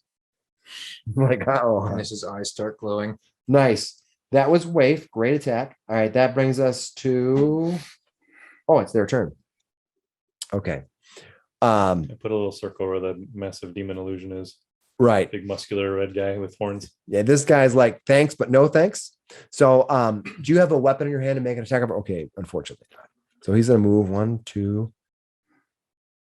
Oh, that's weird. 3, 4. He runs around here to attack Colin instead because he's like, nope, I'm not dealing with that. He's gonna throw something at me. No, I'm sorry, not Colin. I meant Flanders. I apologize. No problem. Flanders. You can try. So Flanders, you are hit though for 4 points of damage. This one here sees that demon and he's like, nope, I think not. So instead he runs to here and then to here, and he's gonna instead attack Hemo. Okay. Okay, you are hit 1 time. Okay. Ooh, I was minimum looking damage up, now for I 3. was looking up shield. I don't think you actually have to tell me. I think the consensus is all you have to tell me is when I get hit, and then I can say whether or not I want to cast shield. But I don't think you actually have to tell me the damage, the 2 hit number. So I'm kind of firing shield blindly. Right, and it's fine, but And I generally announce it because this is a starter game for us, and we're trying to learn all the rules. And so during the Lost Mine of Phandelver, when we do our next game, I'll be a little bit more like devious and whatever. Now I'm kind of being very above board with everybody. Let you know why am I moving. Plus, we have a couple house rules which kind of break the standard game, but I just like them better for everybody. Like for Disengage, I don't like the fact that you have to use your action and your move only to move your move. I don't like that. So Disengage is actually a 15-foot move instead. So go for it. What are you going to do? So I was getting attacked, right? You are getting attacked. I hit you for 3. Okay. I'll just eat that. All right. That brings us to, that was them. That was them. I think I did that guy there's a guy right here. He gets pushed back. Yeah, he gets pushed back. He slams. He looks at you like, what the hell? He's like, screw that. He's just gonna attack you. Oh, he misses badly. He gets shaken, and you turn. And he just makes a wild swing at you, but it's not even close. Knock it away with my shield. All right, that's awesome. Okay, that is them. That brings us to Finis. Finis, what are you gonna do? You got this Rexy who just got slammed against the wall there, and he kind of blindly swatted at you. So first thing is the scythe is going to fly back over to Rexy again. All right. It's just going to go right there. Okay, cool. And make another swing with that first off. Come on. Oh, Literally the same thing. Do you have it set to the D20 or is it just rolling a 10? I really don't know. It might just No, be look at rolling. that. So it's 1D20. Just I'm habitats just gonna 3 click times it in a row. again. Click it a couple 4 times. 17 that time. Yeah. Just Okay. crazy, but that's fine. So that's going to do nothing. But then he's going to take a swing with his normal It'll hammer. still be a since 10 that next time. didn't We know work. this, right? That'd be hilarious. Yeah, it's still going to be a 10 next time. I'd rather be doing other things, but my spells never work. I mean, how many bonuses? Do you apologize, have but another bonus You action basically option? are looking at my dice rolls, dude. That's fair. Like he literally is he literally yeah, is your staring at my dice, your every dice time. have been on fire. So. yeah, he hasn't like. I don't change gotten my below dice. I never 17 do. many times. When you guys get mad at me, the dice are sitting right here. All right. I don't change my rolls. People can see them. Also means that I don't change my rolls, so you can die, and that's kind of up to Does you. a 14 hit Rexy? It does. Okay, so he's going to take 8 points of bludgeoning, and I'm going. Oh wait, to wait, do- Rex. I got to double check. I forgot. Rexy's different. I before I say yes, me check his. Oh, his armor class is 14. Yes, go ahead. Okay, Sorry cool. about that. So he takes 8 points of bludgeoning, and then I'm going to dump my touch of death into that. So he's going to take an additional 11 points of necrotic. God right. damn. When you hit him and your weapon surges necrotic damage, what happens to him? He gets splattered into the side of the wall. He Literally just, he his just starts chest to cavity caves in. Up just against starts the to wall. like rot in on it. Yeah. All right, you kind of squish him as he get like soft and mushy and just kind of Kind of starts to melt inward a little bit. you see his body slam against the wall. It from the core of the inside just wears away to nothing. Just and all you see is part of his head just lop forward while his body remains plastered to the ground. And his head just kind of part of his spine is leaning forward until the spine just goes. Ugh. Mortal Kombat, this guy. Corrodes away. Like the spine was looking for his head, but the head was too heavy and fell off too early. Ruxy's head splattering to the ground as Finis lays waste to this. He spits on the remains. Nice. I hate the sneaky ones. All right. That was Finis. That brings us to Flander. What are you going to do? I'd like to disengage All right. and move to here. All right. You disengage. Now that's that. Now you can move again if you want, but you can, that's your 15-foot movement. You can move. Yeah, I just want to move to there. All right. That's your action. Okay. So you can do a Yep. bonus action or something else. Yeah, Okay. I think I will give bardic inspiration to Colin. Colin, you are allowed bardic inspiration. Fantastic. All right. That brings us to Hemo. You got these two guys on you now. This guy is badly injured. This guy hasn't, well, I should say this guy is moderately injured and this guy has not been touched yet. Okay. I'm going to keep swinging down on the moderately injured one. Okay, go for it. Keep fighting that guy. A 9 to hit doesn't hit. No. A 10 to hit doesn't hit. Oh, no. A action surge for another attack. Go for it. A 14 to hit. That'll hit. Oh, finally. I deal 4 points of slashing damage. 4 points of slashing damage. All right. All that for a drop of blood. Yeah. Well, you injured. He's quite shaken right now. He's quite down. All right. That was Hemo. That brings us to Gashar. All right. He'll I'm going to do something at the end of the round too, just so you know. All right. Go ahead, Gashar. he walks past Waif up to these two, and he tells them to drop their swords or cave in the wall like that one, and he'll do a dodge action. All right, give me a just an intimidate roll. It's not your action, but you can do a dodge action. That's fine, but just give me an intimidate. 13. Roll. Okay, we'll find out what happens on their turn. All right. And I'm right in their face, which makes it harder to, yeah. just run off. All right. Hopefully. What you see is this woman walks the other side, and you hear them saying some words. None of you guys are out there, so you're not sure what happened to them. Oh, she opened the door. She walks out she opens the door. That's what her whole action is. She unlocks the door and walks out. That's her action. And the door closes behind her and there's something happened. Those two they're off the map. They could be anywhere. They could be sneaking around, but they're off the map. All right. That brings us to the beginning of the round. Waif, what's going to happen? You hear him command them to drop their weapons. So I can safely move to here, right? Yeah, there's nothing stopping you yet, other than a floating demon, Crouching which up. everybody ran away from. They're like, Crouching nope. demon. And I will Eldritch Blast. Who's looking really bad? This guy right here? He is pretty badly injured. Yes. All right, I will shoot him. You know, Eldritch blast him. But I will miss. All right, you fired. All right. A chair blows up next to him. Yeah, part of the table just gets shattered.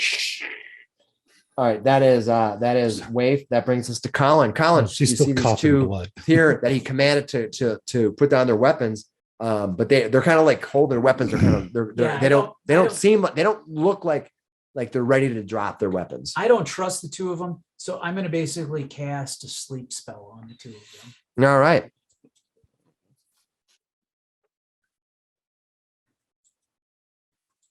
It's an area effect that you'll recall from the last couple. It is an times. area effect. Yeah.